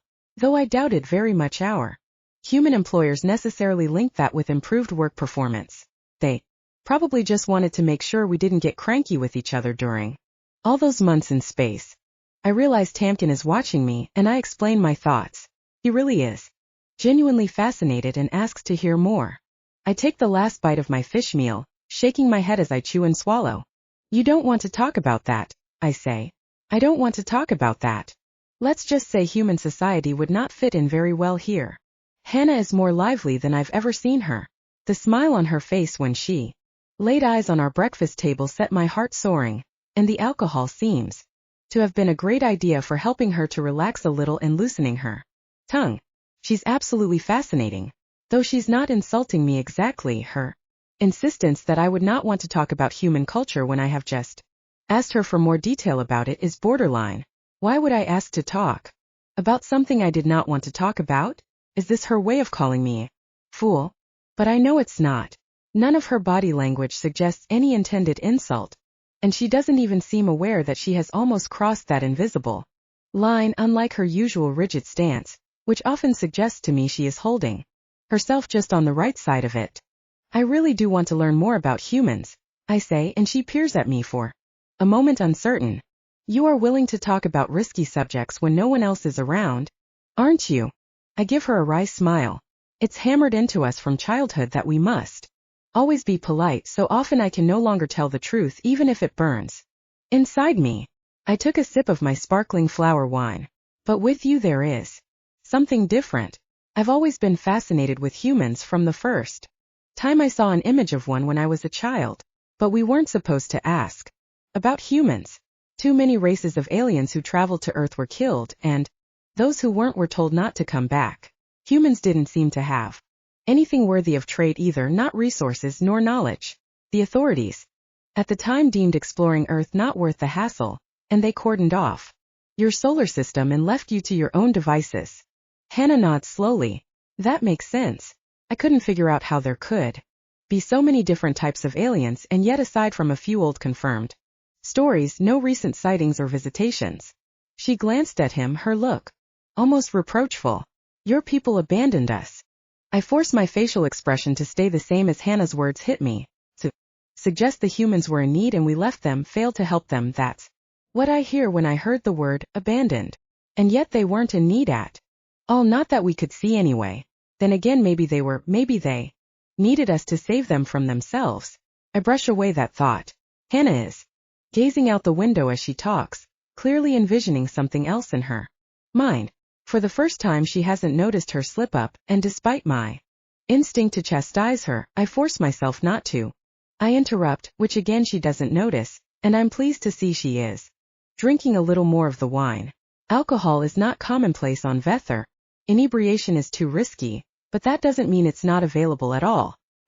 Had to go to great lengths to find some, but it seems to be loosening her tongue just nicely, which is exactly what I wanted it for. I don't want her to be so uptight around me all the time, so fearful of her words that she instead says nothing. I serve up the next dish, a fruit platter, and as she snacks on pieces of fruit I ask her again about human culture. This time she looks at me seriously and sighs. You would hate it on Earth, she says. People are rude and horrible to each other all the time. They switch between being nasty and being nice in a moment with no warning. I frown. Why would they do that? She takes another piece of fruit and takes a bite as she thinks over what she's going to say next. Well, often they aren't really being nice in the first place, so their niceness is just a cover that they drop when it's served. Its purpose. Sometimes it's because of a misunderstanding, because someone has said something that has fed into the doubts they have about themselves, and so they misinterpret what the person says and think the person is being mean when they aren't, and so they are mean back. Her words are starting to slur a little, and I reach out and finish off the last of her wine. There's no point having this conversation if I can't understand her. She doesn't seem to notice and reaches out for her glass of water, which I refill from a jug on the table. Sounds confusing, I say. It is. She has another piece of fruit. It makes it so hard to know when another person is genuinely being friendly, or if it's just an act that could turn around at any moment. Can you give me an example? She looks at me, a slightly horrified expression crossing her face. If you learn what humans are capable of, you'll never want to have anything to do with one ever again. But not all humans are the same, I said, reaching out to cover her hand with mine. You're not. True, she says, turning her hand over so our hands are palm to palm and linking her fingers through mine. Humans are just as diverse as the aliens. I've come across her, if not on the surface, then certainly underneath. So tell me a story. I promise I won't judge you on it. Hannah sighs and closes her eyes for a moment. When she opens them, there's that sorrow there that I haven't seen before. My father died almost 3 years ago now. He was quite well off. He had a large estate, filled with beautiful things. Furniture, tapestries, crystal chandeliers, bronze and silver and golden statues. She glances up at me briefly before her gaze flicks back out to the flowers. He also had a lot of money. My father was married twice during his lifetime. His first wife passed away and then he married my mother. They separated when I was still a teenager, but he had lots of children. My oldest siblings are, she paused for a moment and sighed, were around 20 years older than me. My youngest siblings struggle financially. When Dad's first wife died, he was too depressed to take proper care of them, so they ended up taking care of themselves. It wasn't how he'd like to have brought them up, but they grew up resilient, more than capable of looking after themselves. I am the eldest child of those born to my mother, my father's second wife. When we came along, Dad had such regret for the way he'd neglected his first children that he showered us kids with gifts and money, and we grew up fairly spoiled. We never needed anything, but by the same token we never learned anything either. There's no way we could look after ourselves. I ran away from home once because my dad wouldn't buy me a unicorn. She gives a hollow laugh. Can you believe it? I knew they weren't real, and yet somehow I thought that with all the money in the world he could make one real. When he and Mum separated, I ran away from home again, but this time my oldest sister took me in and I lived with her for the rest of my teenage years. I guess that's what saved me from myself. I learned about being self-reliant and taking charge of my life. At home, my youngest siblings were getting everything handed to them, anything they wanted. Both my parents fell for the guilt trips. She stops to take a drink of water as I struggle to imagine any Vethorian child behaving in such a way. Even at my most rebellious, I was never directly rude to my parents, even if there were times I disagreed with them. Hannah sets her glass down and looks at me. My youngest siblings never learned to look after themselves, and when they reached adulthood, Dad stopped the handouts. When he died, they were desperate for their share of his inheritance. Except their idea of what was a fair share didn't match with anyone else's. Hannah shakes her head, and when she speaks again, her voice breaks. My oldest siblings had the greater claim to the estate. Dad made it that way in his will. He said he'd given the youngest children more money during their lifetimes than he'd ever given the oldest children, and so they had claim to a larger portion of his property. My youngest siblings argued it in court. They lost, which made them all the more desperate for money because the court costs on Earth are phenomenal. Not too long after both my oldest siblings died in mysterious circumstances. I'm frowning now. I'm not sure I understand what Hannah is trying to say. Do you think your younger siblings killed your older siblings? She looks down at our interlaced hands. Not directly. I don't think they are quite that evil, but do I think that they arranged their deaths? She nods. Yes. The word is so quiet I barely hear it. She glances up at me. That's why I'm here, she says. I became a ranger to get away from it all. My sister was my best friend and she's gone. All the money in the world can't bring her back. I don't want any part of it anymore. If I still have some inheritance left when I get back, great, but I'm not counting on it. I sit back in my seat, my mind reeling. Can it be true? I know it is. I can see from Hannah's body language that she's not lying. She is genuinely sad for the loss of her father and siblings. I've never heard of anything like it, I say, squeezing her hand in mine before freeing my fingers. I can't fathom why anyone would behave in such a manner. I'm shaking my head. I stand and begin to pace the room. It's just so monstrous. Hannah offers the word, and I look at her and nod. I've always been told humans are bloodthirsty, but I always thought that was in regard to the other creatures on Earth, not each other, not their own family. I shake my head again, then glance at Hannah. You've given me much to think about, I say. I need to go and contemplate all you've told me. Her face drops and I feel terrible, but I can't sit still any longer. I need to go for a run and clear my mind of her terrible story. Chapter 13. In the weeks that follow, Madab and Cheagrek learn that they have completed the integration process and can be now considered fully integrated. Servants are assigned to help them find a home in the city and its surrounds, and for a week or two there is a flurry of activity as they are provided with everything to fulfill their needs, from furniture to cooking implements and toys and clothes for the babies. There is a ceremony attended by most members of the palace, staff and royalty alike, as well as various people from outside, including the Vethorian equivalent of the media, who report from a respectful distance. Madab and Cheagrek hold their growing babies, the smiles on their faces wide. For me, the ceremony is bittersweet. I'm so happy they're now integrated and that they're free to live their own lives, but they're the only women I've come to know properly during my time in the palace, and I'll miss them. There's also a thought in the back of my mind about my own integration ceremony. I've come to be quite fond of Tamkin, and I believe he feels the same way about me. Will my integration ceremony mean the end of our relationship? For all that Tamkin has most likely fathered Madab and Cheagrek's children, there is no indication he will be spending any time with them once they've moved away.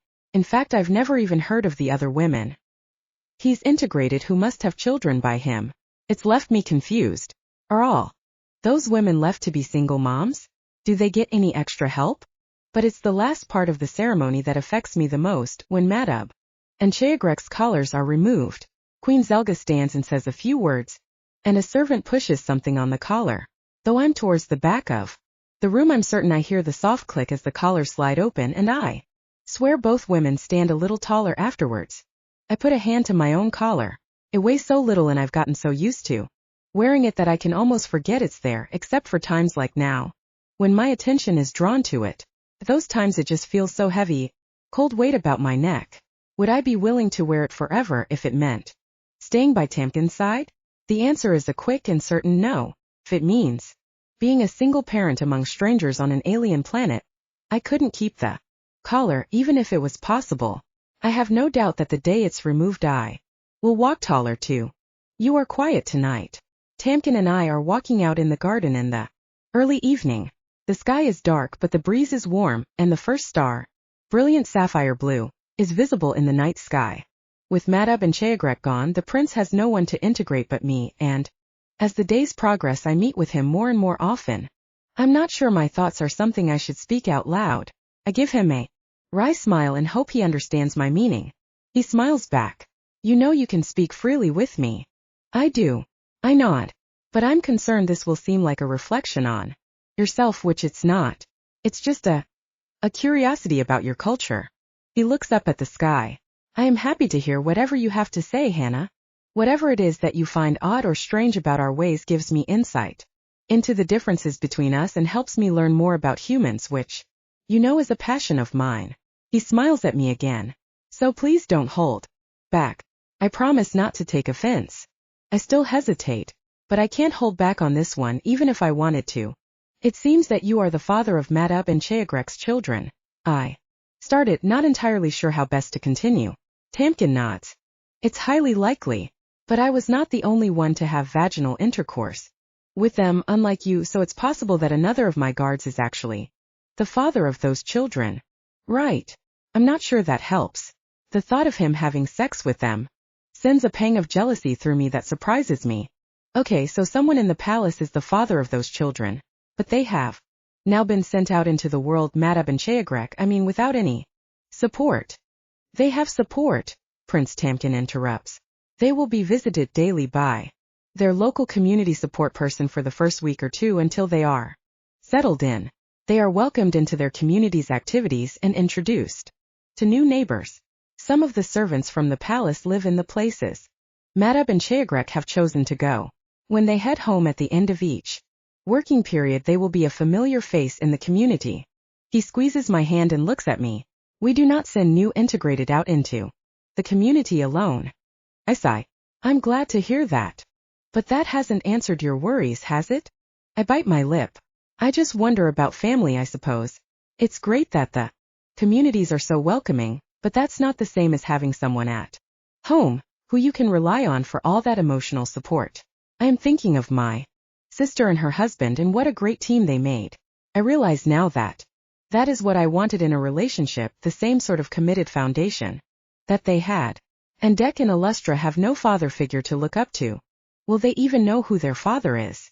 I glance up, staring into Tamkin's eyes. He sighs and cups my chin with his hand. We will never know who their biological father is. And even if we did, there is no guarantee that the biological father and mother are suited to each other, that they will form a lifelong commitment to each other.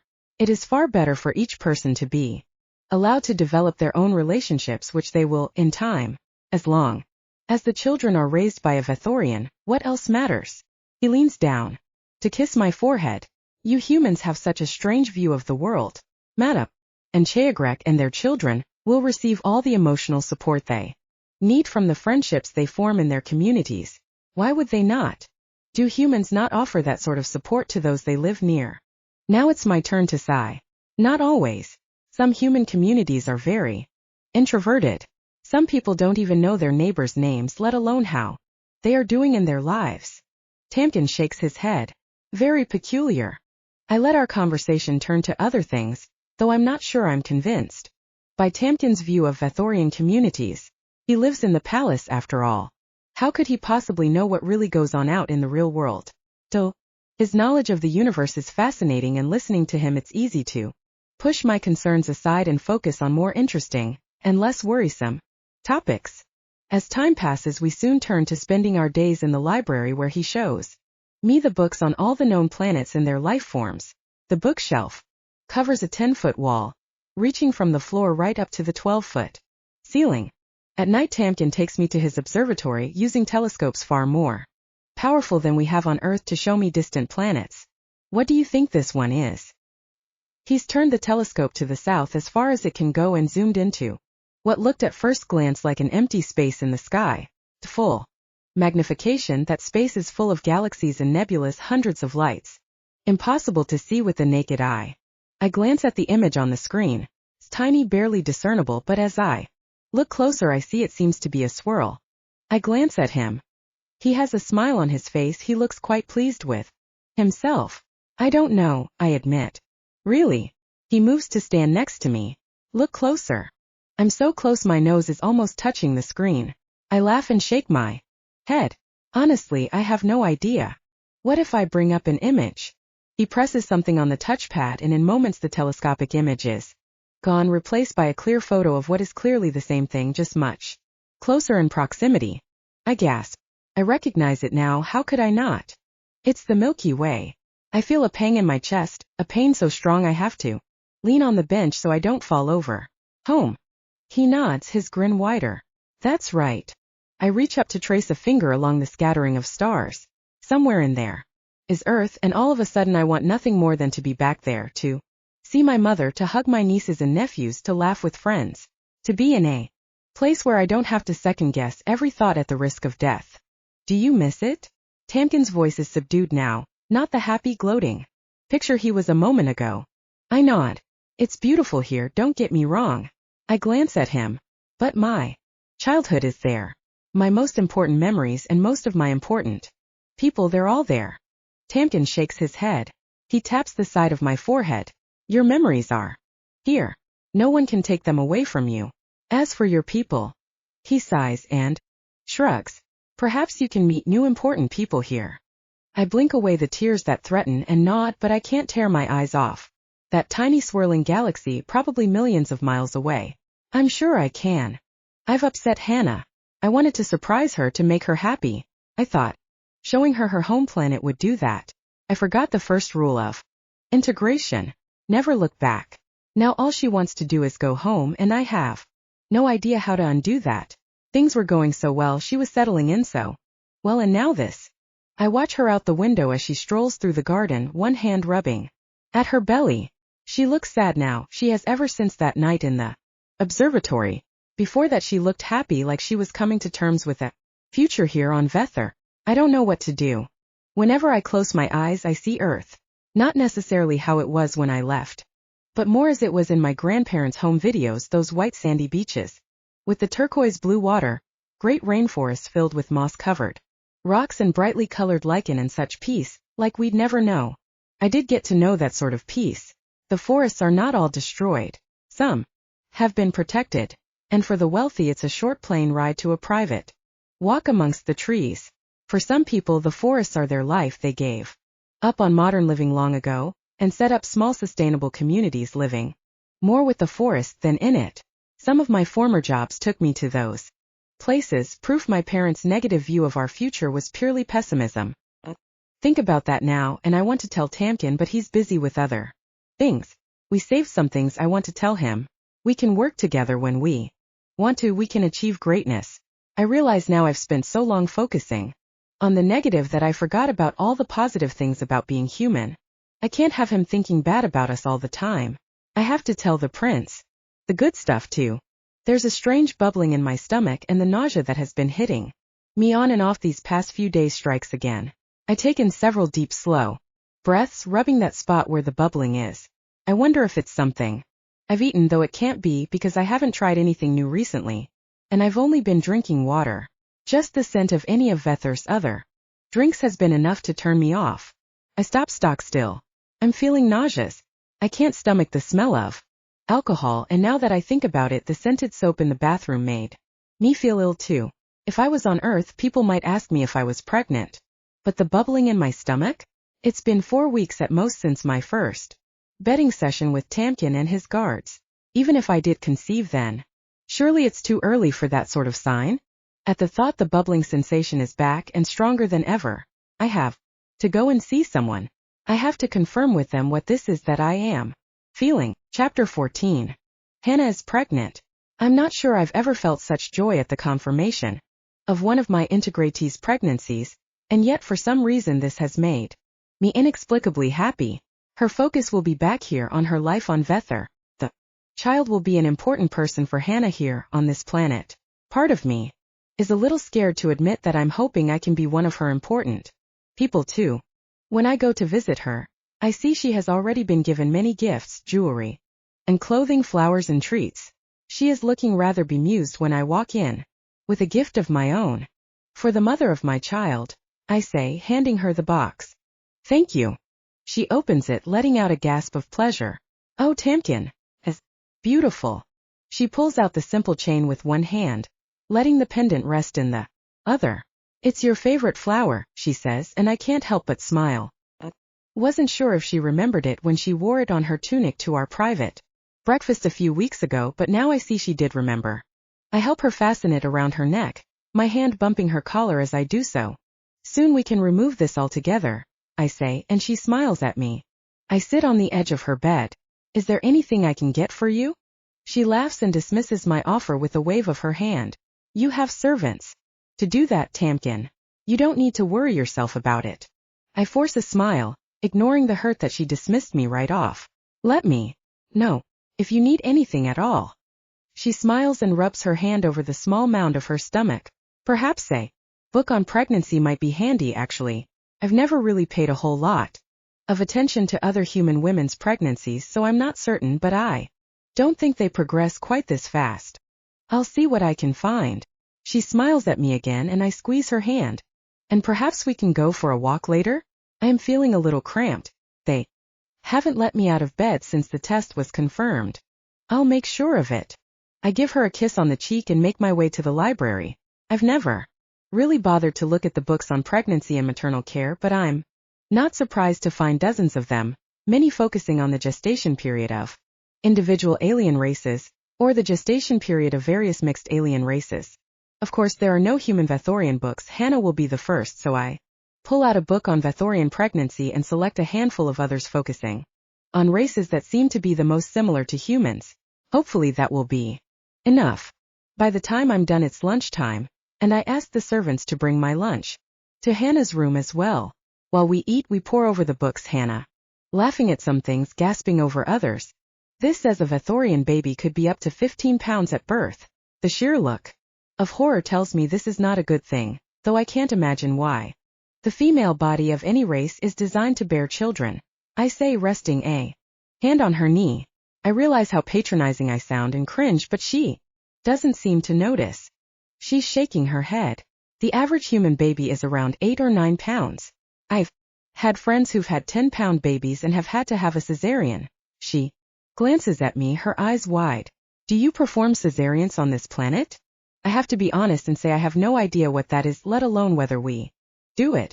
Sometimes Vethorian men attend the births of their children, but usually only if they are committed to the mother. Though I have several possible children from the women I've integrated, I've never attended a birth. It's never occurred to me that I should. Her eyes widen even further, the pupils shrinking to dots. I'll find out for you, I promise. I reach out to take her hand, giving it a squeeze. All will be well. We've had women smaller than you give birth to. Vethorian children with no problems whatsoever. I'm sure you can do it, too. She takes a deep breath, visibly relaxing as she does so. I give her a smile. I never expected you to worry so much about something like a birth. You're a strong woman, Hannah. I know you can do it. Once we've eaten, I take her for a stroll around the garden. She spends the entire walk stroking her stomach, though when I ask if everything is all right, she nods. It's the strangest feeling, she says, looking down at her stomach, to know there's a little person in there, growing bigger and stronger with every passing day. When she looks back at me, I can see she has a soft smile on her face. I can feel it moving. I can't tell whether they're little hands or feet, but I can feel a sort of bubbling, like it's spinning around in circles or something. I smile and reach out to hold her spare hand. You're glowing. You just look so radiant. I feel so blessed to have met you, Hannah. This whole experience has been amazing in more ways than one. More than the excitement that I'm human, you mean? She has what I'm learning. Is a mischievous glint in her eye, and I laugh.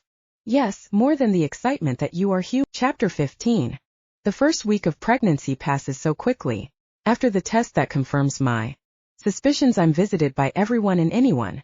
Random strangers I've never met before who are in some way connected to the prince or his parents, or even to the household servants, come and go, bringing me gifts and food. I suspect the largest part of this attraction is that I'm human, and they've never seen a pregnant human before. let alone one who is carrying a Vethorian baby. The books Tamkin brings me are useful, but I realize that all alien races are so very different in terms of gestation period and symptoms that I'm better to just go with the flow. The prince's doctor lives in the palace, and I have daily visits with him during which he measures every little detail, no doubt. For a future book on human Vethorian pregnancy, I'm wishing I paid a little more attention to my friends and sisters' pregnancies. I know they couldn't feel the baby move so early, and though I vaguely remember that one of my friends was showing earlier than anyone else, I'm certain that for most of my friends there was no visible tummy for at least the first 3 months. Now I'm pregnant. I'm so excited and simultaneously terrified for this baby. I have no idea what I'm doing. I barely helped out with my sister's children when she was alive, and after she died I was too caught up in my own grief to think about them. Now such thoughts circle through my mind. Who will look after my child if something happens to me? Will Tamkin step into that role? The thought of my friends and family back on Earth saddens me. My parents never knowing that they are grandparents again, my siblings not knowing their niece or nephew, and my child itself never knowing his or her cousins. There seems to be something important missing without them. Then again, what might all that human family think of a child that is part alien? I'm torn between the life that I'm settling into here and the yearning for the chance to return home, but I have no way of suggesting that to anyone, least I offend someone and they kill us both. It's my next doctor's visit when I finally get to voice these thoughts that are whirling around inside my head. How is your mental health? He asks, adding to the growing pages of notes about today's measurements and symptoms. I hesitate for the same old reasons, but then I wonder how he could possibly provide care for someone who cannot share their true thoughts. I have been thinking about home a lot. He frowns. Home? You are being integrated into this society, aren't you? Is Vethor not home now? I take a deep breath. I mean the home I grew up on. I've been thinking about my mother and my sisters and my friends. He stops writing and glances up at me. Are you not getting the care you need here? Oh no, it's not that at all. I try to think of a way to put into words what I'm feeling so it won't be offensive to the doctor, the king or queen or any other Vethorians. I'm getting every care here. But for humans, a first pregnancy is a time of vulnerability. Many human women lean more on their mothers during this time, seeking the information on how the pregnancy might progress and what is normal and what is not. This wasn't technically true. I knew some friends who'd virtually moved in with their mothers during their first pregnancy, but there were others who did everything possible to avoid having their mother present at any of their doctor or obstetrician visits, and especially the birth itself. Still, this doctor wasn't to know any of that. Do you think you would be happier on Earth? I take a deep breath. Probably. The doctor frowns again and mutters to himself as he makes some notes. Human women bond with mother during gestation period. Lack of this bonding creates anxiety. Human women vulnerable during pregnancy. That's very interesting, he says as he finishes up. Most races of alien women love being here when they have their babies. They say it is better here than home. I force a smile and nod. That's probably because they are too scared to say otherwise. But I doubt my words would have any effect on the doctor, so I say nothing. Besides, maybe my words will encourage them to allow human women to return home should ever this situation arise again. Back in my room I consider our conversation. I said I would be happier on Earth, but truthfully I'm not so sure. I'd be more comfortable emotionally. Anyway, because I wouldn't be so far out of my comfort zone. But I wouldn't be receiving anywhere near the care and attention, the pampering that I'm receiving here. Perhaps this is the best place to be. Perhaps I should just give up on the thought of ever going back to Earth and really try to embrace Vethor as my home. Especially with a pregnancy that's progressing unusually. Chapter 16. I'm spending more time with Hannah now than I've ever spent with any of the women I've integrated. My heart nearly bursts with joy when she smiles at me, and breaks for her when she's feeling ill or in pain. Her ever-growing stomach aches as it stretches, and the ever-increasing weight on her body doesn't seem to be helping with pain levels either. But when she invited me to put my hand on her stomach and feel her baby, our baby moving inside, I just felt a jolt of pure happiness, and I could see that happiness reflected in her eyes too. I find myself telling her my deepest, darkest secrets. They just flow out of me, all the things I've dreamt of, all the things I've done.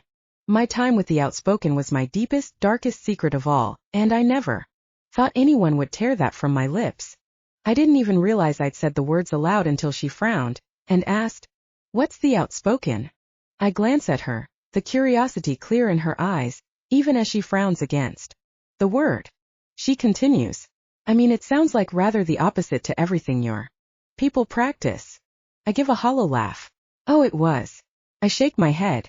I was young and foolish. My friend was running the group and we had all decided that we wanted people to be able to speak up about things even if those things might offend someone. I don't think any of us really took it seriously though. Was more a way to rebel against our parents and society. I take a deep breath and let it out slowly. I haven't let these memories surface for such a long time and now I'm not sure I can deal with how painful they're going to be. My friend was probably the most outspoken of all of us. Perhaps if we'd all been the same, all spoken up for what we believed, things might have worked out. I shrug, wishing I could lock the past up into a box and never let it free again. My friend insulted someone. He was killed instantly. There wasn't even a chance to say goodbye. My voice cracks and I glance at her. "You know what that feels like?" She nods slowly. "I do." She squeezes my hand. "That must have been awful for it to be someone so close." I lift her hand and bring it my lips. "It's one of the reasons I've been fascinated by humans. Even though we knew so little about you, there was always this awareness that you never hold back in what you say. I admire that." She looks at me, disbelief crossing her face. "Really?" I nod and she sighs. "I suppose it is a good thing. At least then everyone knows where they stand. There's no uncertainty that what people say and what they think are two completely different things." Actually, to be honest, I've always been interested in seeing human society for myself. Something crosses Hannah's face. Hope? Whatever it is, it's gone before I'm certain, and I almost curse how well she's picked up our ways. I remember how melancholy she was after I showed her the Milky Way. Does she still want to go home? She shakes her head. "You would find it very difficult there." "I know it would be strange, but you have adapted so well to our culture. I'm sure I could do the same to yours." She raises an eyebrow and tilts her head ever so slightly to the right. "You haven't experienced human society. I'm no example. I've been terrified for my life from the moment your guards killed Desmond. I've been hiding any vaguely offensive thoughts away inside my head." She glances at me. "Well, except for when I talk to you, obviously. And I have to add, my offensive thoughts are nothing compared to some people on Earth." She purses her lips, thinking, "You would need to practice." I frown. "Practice what?" "Giving and receiving insults." "What? Why?" "Because if you ever get to Earth, you will need to be able to take a few insults. And it wouldn't hurt you to give them back either." Now it's my turn to raise an eyebrow. "I couldn't do that. I don't want to insult someone, just to be able to speak truthfully to them when I needed to." She shakes her head again. "That won't be good enough." We reach a garden bench and she leans heavily on the arm, before lowering herself carefully into the seat. She looks at me again. "Try now." "Try what?" "Insulting me. Try now. See what you can come up with." I'm not sure I've ever seen the prince so tongue-tied. He blushes. I've certainly never seen his face go so red, then stutters. "What sort of things do you find insulting?" he asks, avoiding the task. "Humans have insults for just about everything. Idiot. Moron. Stupid.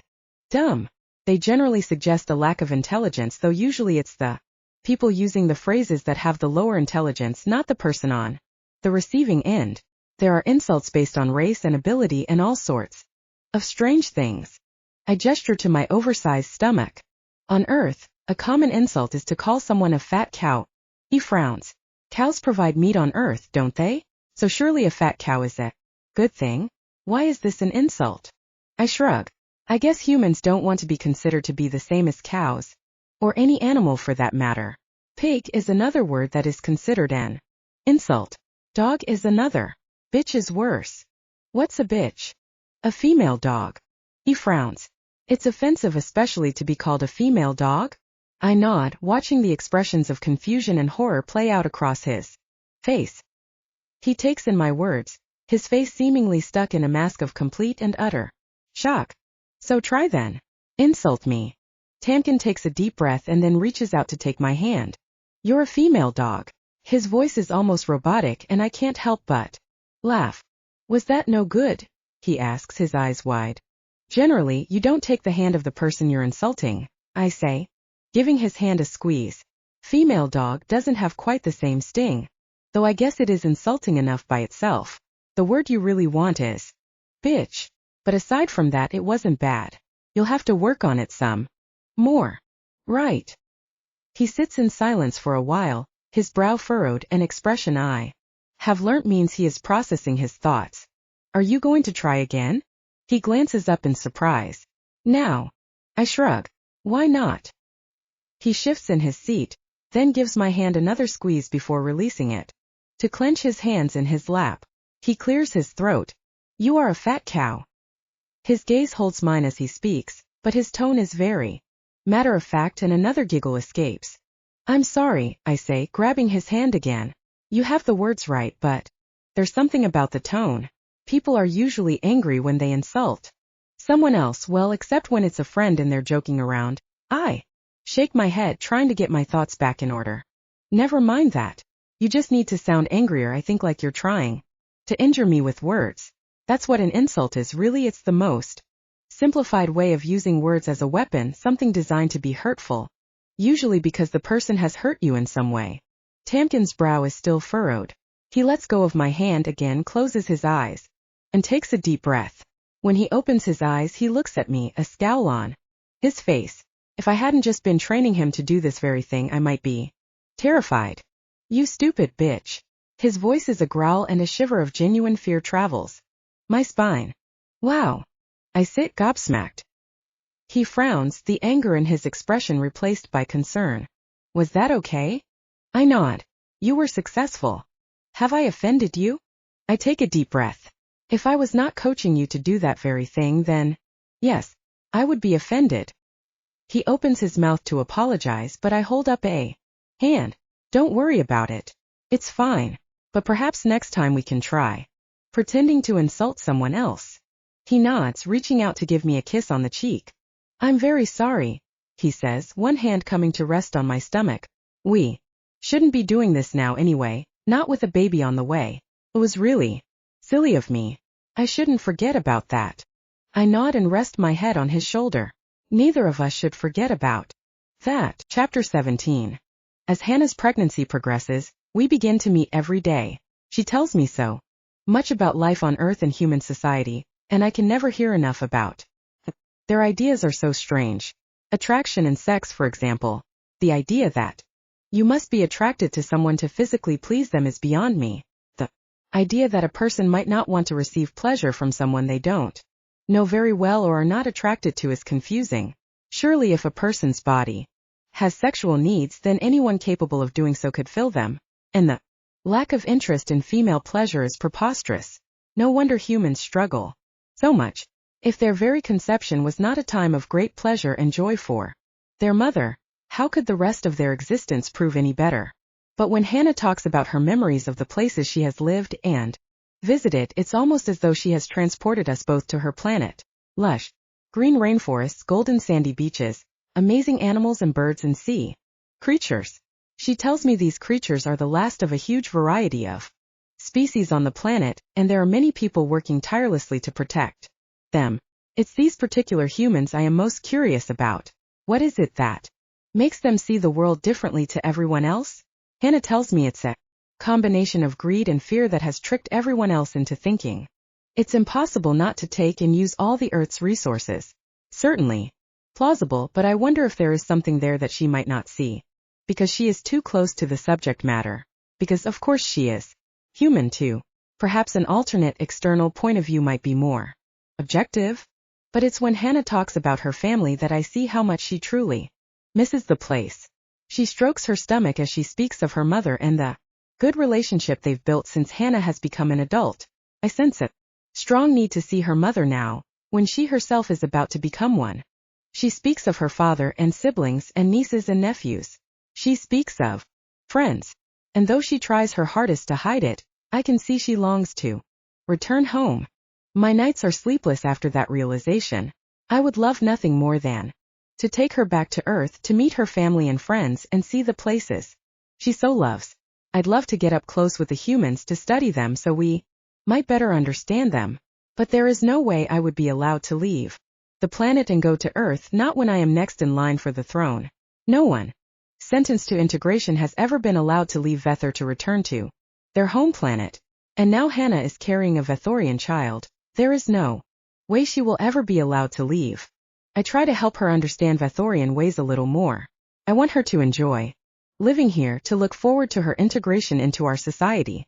We spend a lot of time comparing Earth with Vethor, though my frustrations at not being able to speak freely probably give her a negative view of our society.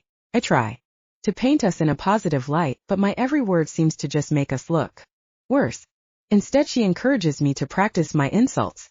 I know deep in my bones this is not a good idea, that we should be focusing on Vethor culture and society, and yet I'm enjoying learning to be human immensely, so much I can't not practice. Tamkin is so sweet.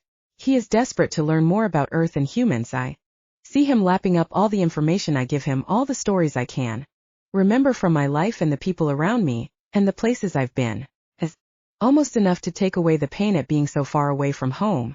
Sometimes I wonder if I should stop talking about it. He gets so excited he speaks almost as though we could just hop on a ship and go to visit sometime. But I know that's not possible, and so does he, and each time I remind myself of it, my heart breaks just that little bit more. Tamkin talks a lot about Vethor, and I try to listen and remain interested. I can see how much he grates against the culture, though being polite constantly is exhausting, and I'm certain he feels just as I do, that when we are together we can let some of those masks just drop and actually be real with each other. It's such a lovely feeling, and I look forward more and more to our private talks. Every night we go for a walk around the palace grounds. We walk a little further than we used to, past the pergola where we had breakfast that time, through what I've come to call the Rose Garden, and into the prince's private woods. There's such a lovely little path that weaves through the trees, and after a while we come to a stream which leads to a small pond just large enough for us to dip our feet into. The water is cool and soothing on my generally sore and tired feet. The extra weight of the baby makes the walk harder as the baby gets bigger, but the doctor has informed me that walking during pregnancy will help with labor, and so the prince and I take this path every day without fail, if a little slower as the weeks progress. You're looking radiant today, Tamkin says as he helps me sit at the pool's edge. You don't look too bad yourself, I smile, kissing his hand before I let go. It's so peaceful here under the trees. I close my eyes and listen to the sound of the water bubbling over the rocks in the creek, background noise too. The birds twittering their songs above me. Is there anywhere like this on Earth? Tamkin asks, sitting down next to me. I open my eyes to look at him. Lots of places. The birds sound a little different, but the water sounds the same. So, if you close your eyes, you can imagine you are back on Earth? I nod. Almost. Do you want to go back? I close my eyes again, leaning back on my arms, and listen to the water. I nod again. Yes. My voice is husky, and I don't trust myself to say anything else. It's the first time Tamkin has asked me directly, though I've seen the way he looks at me when I talk about Earth. He knows how I feel. Would be wrong to lie to him, even if it could mean I've offended him and all the people of Vethor by not feeling I can call this place home. I just have to trust that we truly can be honest with each other, like I always feel we can. He is silent for a moment, and then his hand covers mine. I wish I could get you home. I turn my hand over, linking my fingers through his. I keep my eyes closed. I don't trust them not to spill tears if I meet Tamkin's gaze.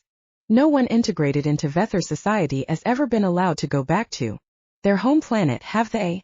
No, he gives my hand a squeeze.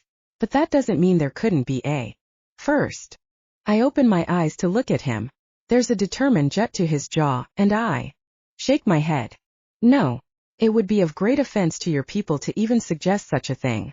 I don't want you to do that. His eyes seek out mine. Would you rather stay here for the rest of your life? Your family never knowing what had happened to you? I shrug. Vethor life is tricky, but it isn't all bad. I'll have you and our child. As soon as the words are out of my mouth, I realize I've made an error. The prince is assigned people to integrate, but he never forms lifelong relationships with them. I think of Madab and Cheagrek and my conversation with the prince about them forming their own relationships. I don't want to develop another relationship with someone else. I close my eyes again, certain. If I don't, I'll cry. You would be happy to stay here if you could be with me? I hesitate, then nod. I understand if that's not possible. I realize you don't form relationships with the women you integrate. You're probably supposed to have a Vethorian partner, and I'm probably overstepping a mark. Here. I realize I'm babbling and force my mouth to close, but the prince is shaking his head. I can commit to whomever I would like regardless of that person's home planet. His voice is soft and he doesn't take his eyes off mine. I would like us to be together too. He leans in for a kiss, and I bring my hand up to rest against his cheek. I would like to have intercourse with you, he says, pulling away to gaze into my eyes. If you would permit it? Here. He nods. Or we could go back to my room if you prefer. I long to see the prince's personal rooms, but I'm not sure at this point that we have time to get back to his rooms before someone or other calls one of us up for some other task. Here would be lovely. He smiles and lays me down on the soft mossy ground. I feel I need to thank you for the gift you are about to give me, Tamkin whispers. You are giving me a gift too, you know? I say, holding Tamkin's gaze. I've never known pleasure like you've shown me. It's been an incredible experience. This is not just one way. I'm so glad to hear that. Chapter 19. If only I'd never suggested Tamkin practice insults. I'm in the library, the same place I've been sitting for the last 3 days, as I try desperately to find something that will save Tamkin from the death penalty. The palace is in an uproar. His parents have instantly assumed this is my fault, though of course they have not said as much because that would be impolite. Instead they glare at me whenever they think I'm not looking, and I've been told that from now on all my meals must be held either in my own room or with the servants. I can't blame them though. This is my fault, encouraging the prince to practice insulting people. How stupid have I been? Now I have to find a way to put things right. I close the book I'm reading and stand to walk it across the library to its space on the shelf. I don't really need to do this. There are a pile of books balanced precariously on the desk next to my seat, but I haven't been for a walk in 3 days and my body is feeling it. My bottom is sore from sitting for so long and my ankles are swollen and my back aches. But I'm not going to waste time taking a stroll around the garden when Tamkin's life is at risk. So instead I take what exercise I can get, walking a book back to its proper location before moving on to the next book. I'm trying to find some sort of precedence, something that will get Tamkin off the hook, because he is in prison because of me and we're both so very lucky he isn't already dead. Well, he is lucky he is a member of the royal family because that is the only thing keeping him alive. I feel a kick in my stomach, a sharp jab that almost takes my breath away, and I rub the spot with 2 fingers. I'm sorry, little one. My words are murmured even though there's no one else around to witness them. I never meant to get your daddy sent to jail. I'll find a way to get him out, you'll see. I'm back at my seat, and I pull the next book from the top of the pile. The words dance across the page in front of me, and I rub my eyes as though I can make them focus that way. It doesn't help, and I decide that maybe it's time for me to find some food and sneak in a power nap before trying to read anymore. It's mostly gobbledygook to me anyway, legal phrases that take more brain power to interpret than I have readily available at the moment. I stand up, sliding the book into a bag. I might be able to read it in bed, after all, and turn to leave the library. Hannah. It's Drazel, Tamkin's lawyer. He is also Tamkin's teacher, I gather, and possibly good friend from the amount of time he has also put into this. Did you find anything? He asks as we draw nearer. I shake my head. Never mind. I'll do some more research now. You go and rest up, got to look after yourself and that baby. I nod and smile. That is my plan. Back in my room I find my evening meal already waiting for me, sitting on a warming tray for which I am ever so grateful for. I lift the lid, the smells rising from the dish setting my mouth watering, and I perch on the edge of the bed to eat, not even bothering to take off my shoes. I'm halfway through the meal before I realize just how tired I really am. Hardly slept the night before or the night before that, truth be told. I climb into bed and set my meal tray on my knees, reaching for the remote on the bedside table. It seems that even aliens have television, though it's not that popular here in the palace, and I only know about it because Drazel had The servants install one and told me to keep an eye on the news. He said that sometimes the prosecutors feed information to the media that they don't otherwise share. Sure enough, when the screen flashes into life, there's an image of the prince. His eyes wide and his face pale. I wish I could hold him, reassure him that everything will be okay, but I'm not allowed to visit the jail, and I don't know that everything will be okay anyway. A date flashes across the screen, and in my exhausted state it takes me a moment to realize what it means. That's the date of Tamkin's trial. I do a quick calculation in my head. There are 4 cycles until Tamkin's trial. Is that enough time to find the information we need to set him free? It has to be. But it's the next piece of news that really has me sitting up in my seat. An alien spaceship has been spotted near Tuxi, a Class 1 planet only a few short light years from Vethor. The image makes my heart lurch. It's a ranger ship, identical to the one I was on. I probably know the people on it. Suddenly I know without a doubt that that ship is our ticket out of here, that if I can get a message to the humans on that ship, they can rescue me and Tamkin and get us both back to Earth. In my excitement, I don't stop to wonder how they might do such a thing. I can't let doubts creep in and stop this opportunity before I've attempted to take it. I strap on my shoes and scurry out the door. I've got to find someone who can get me onto that ship. I've got to get home and take Tamkin with me. It's so late, the only person I can find at this late hour is the king and queen's advisor, though if I'm completely honest, I have to admit I sought him out in his rooms and was very lucky he wasn't already asleep. Can I help you? He asks. I just saw the news report about the human vessel near Tuxi. I'm so excited. I'm speaking way too fast, so I take a deep breath in an effort to calm down. Yes. I'd like to offer my services if I may. The advisor frowns. And what services are they? I could act as liaison. I speak the human language and I've probably worked with these people before. I could teach them about Vethor culture so they don't offend anyone. The advisor listens patiently and nods. I will speak to the king and queen tomorrow. If we need your assistance, we will come and find you. His words are to the point and my heart drops. I understand exactly what he means. The king and queen don't trust you. Don't come and ask again. Prison is not much fun. It's a given, being the whole purpose of prison after all, and yet somehow I didn't think it would be as bad as it has been. I've spoken to no one but Drazel for 3 days, and I'm missing Hannah's presence. Far more than I ever imagined I would. I'm missing everyone's presence.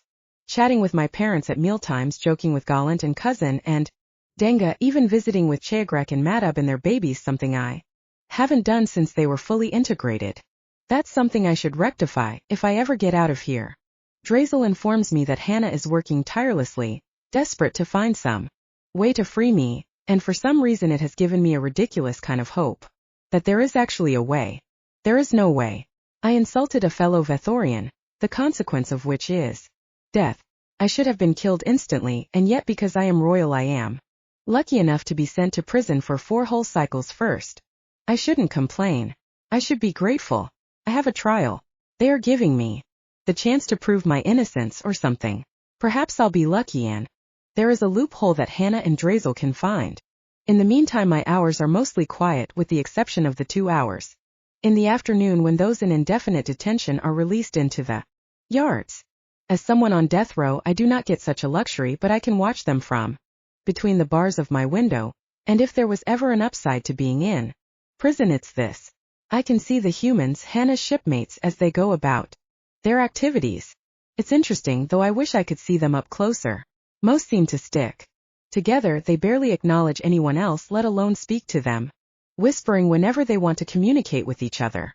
1 or 2 seem to have made friends with some other aliens, and these humans are shunned by their former colleagues just as much as the other alien races present in the jail.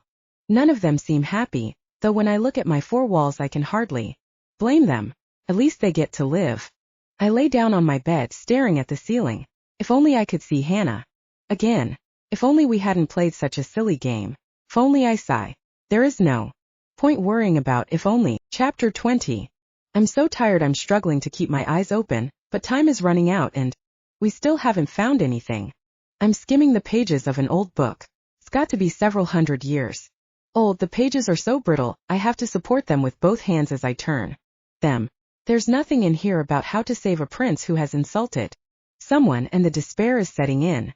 But then my eyes catch a phrase, and I read back over the previous paragraph, trying to make sense of it all.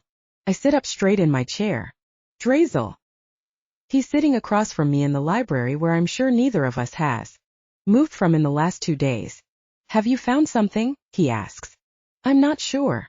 I take a deep breath and start to read. Reprieve by exile. In situations where the sentence is death, the sentence may be lifted if the accused agrees to leave Vethor indefinitely. Drazel is out of his chair and circling the table before I've even finished reading. He takes the book from me, his eyes scanning the page. I've never heard of this before. We have to confirm that this is still law. I've not seen him so excited in the time we've been working on this.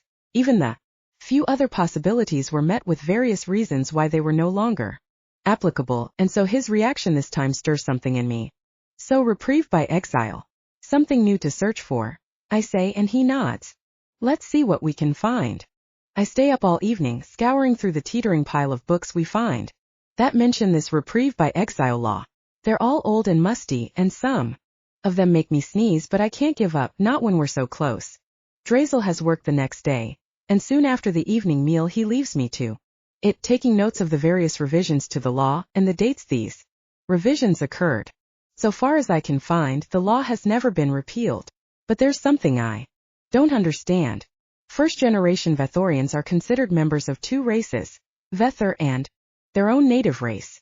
Such aliens and their partners may be exiled to their home planet, should they commit any crime resulting in a sentence of death.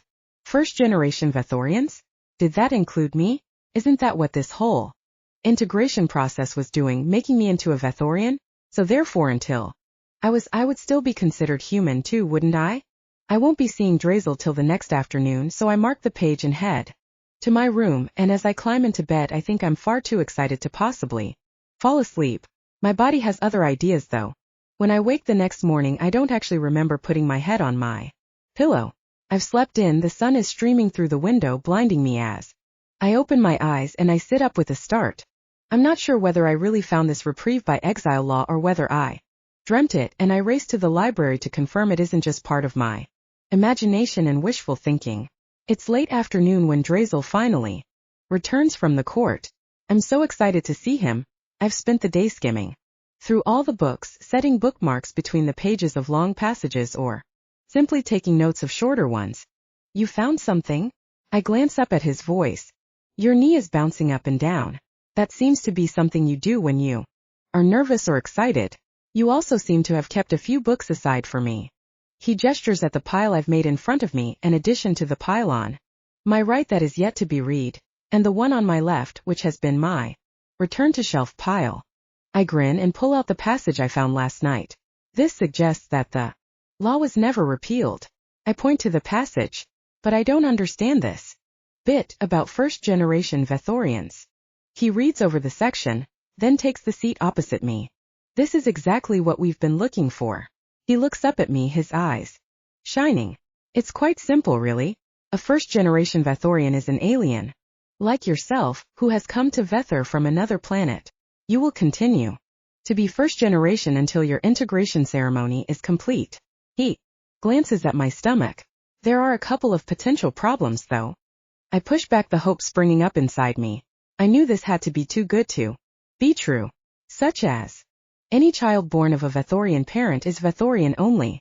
Once the child is born, neither you nor Prince Tamkin will be permitted to leave the planet. The child belongs here, and his or her parents must remain to raise the child. I raise an eyebrow.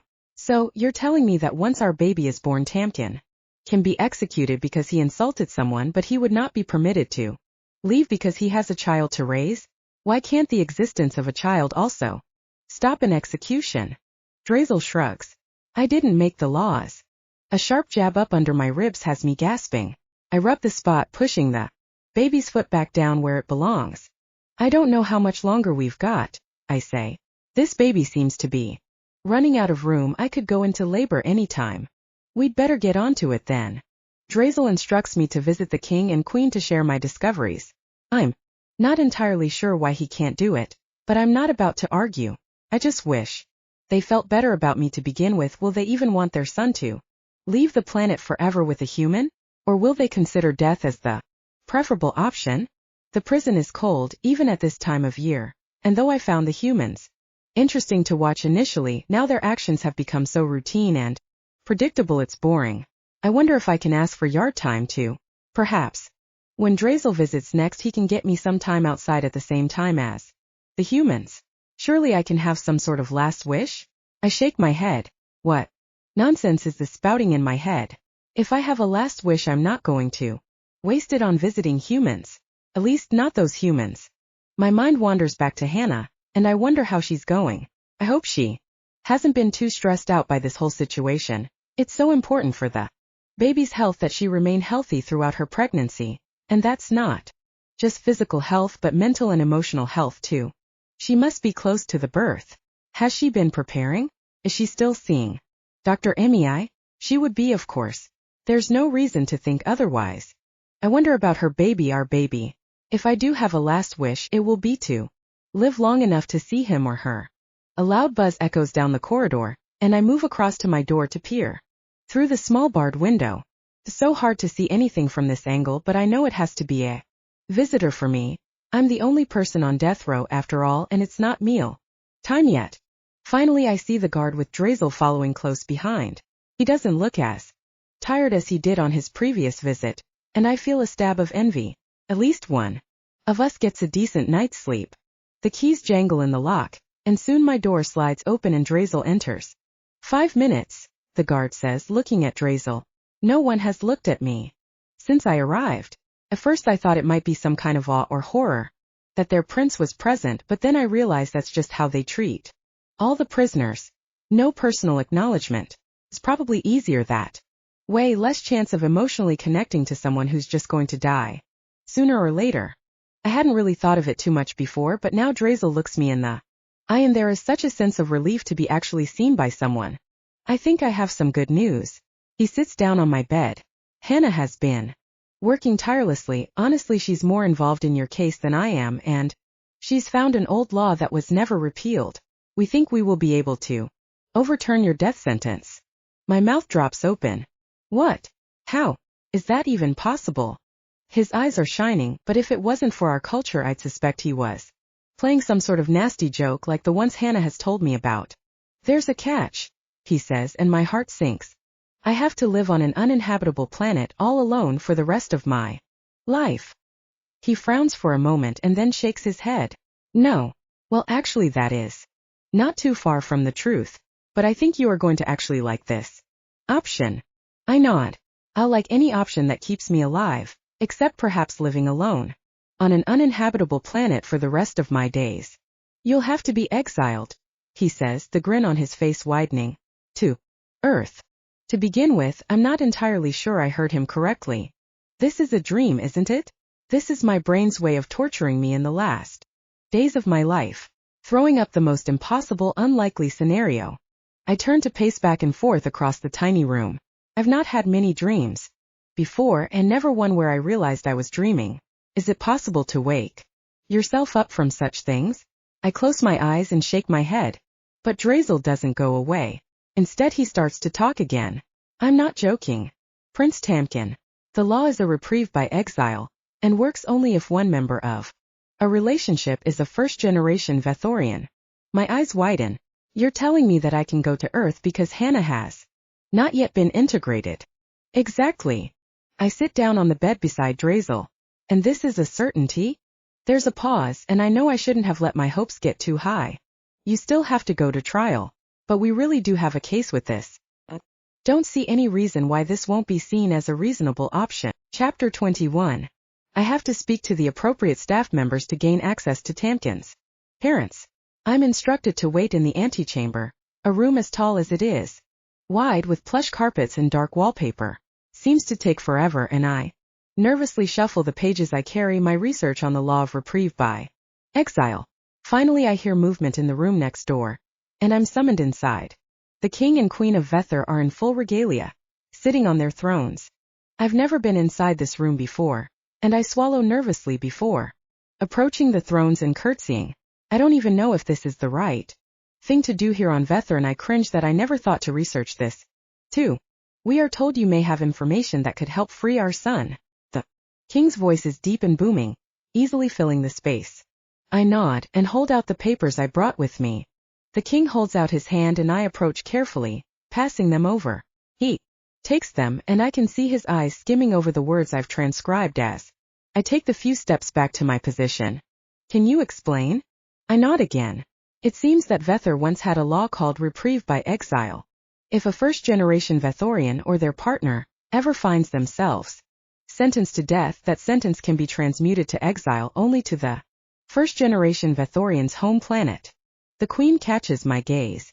So you are saying that instead of being killed, our son, our Tamkin, will be sent to a planet 1,000,000 miles away where we will never see him again. I nod. I want to just run from here right now and never return. These aliens have such strange ways. They would probably prefer their son dead with a tombstone they could at least visit, then gone from them forever. Instead I swallow back my nerves. Yes, Your Majesty. She glances at her husband, who looks up from his reading to meet her eye. Realize they both have a glimmer in the corners of their eyes. Are they both crying? Without looking at me or even breaking his gaze from his wife, the king speaks. Then we will accept it. The Queen closes her eyes, a single tear escaping to draw a wet line down her face. Now the king turns to me. Will our son be safe on your planet? I nod again. He will not have the same status as he does here, but he will be safe. I think of Earth's celebrities and wonder if Tamkin will be thrust into that limelight. An alien who looks almost like a werewolf. No doubt about it. But perhaps I can shelter him from the worst of it. Then we give you our most gracious thanks for working so hard to save our son's life. I give another curtsy, retrieve the papers from the king who is holding them out towards me and take a deep breath, barely managing not to run until I'm certain the doors have closed behind me and I'm no longer breaking any rules of etiquette. It's my parents who visit me next. They haven't been to see me once and I worried that they had decided to disinherit me, their son who insulted one of his own guards. If any member of society should adhere to the rules, surely it's the ruling class? My mother wraps her arms around me, tears streaming down her face. We think we have found a way to keep you alive.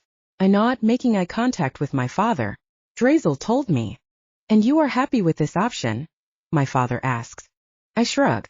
I don't think I have any choice. I disentangle myself from my mother's embrace and give my father a hug too.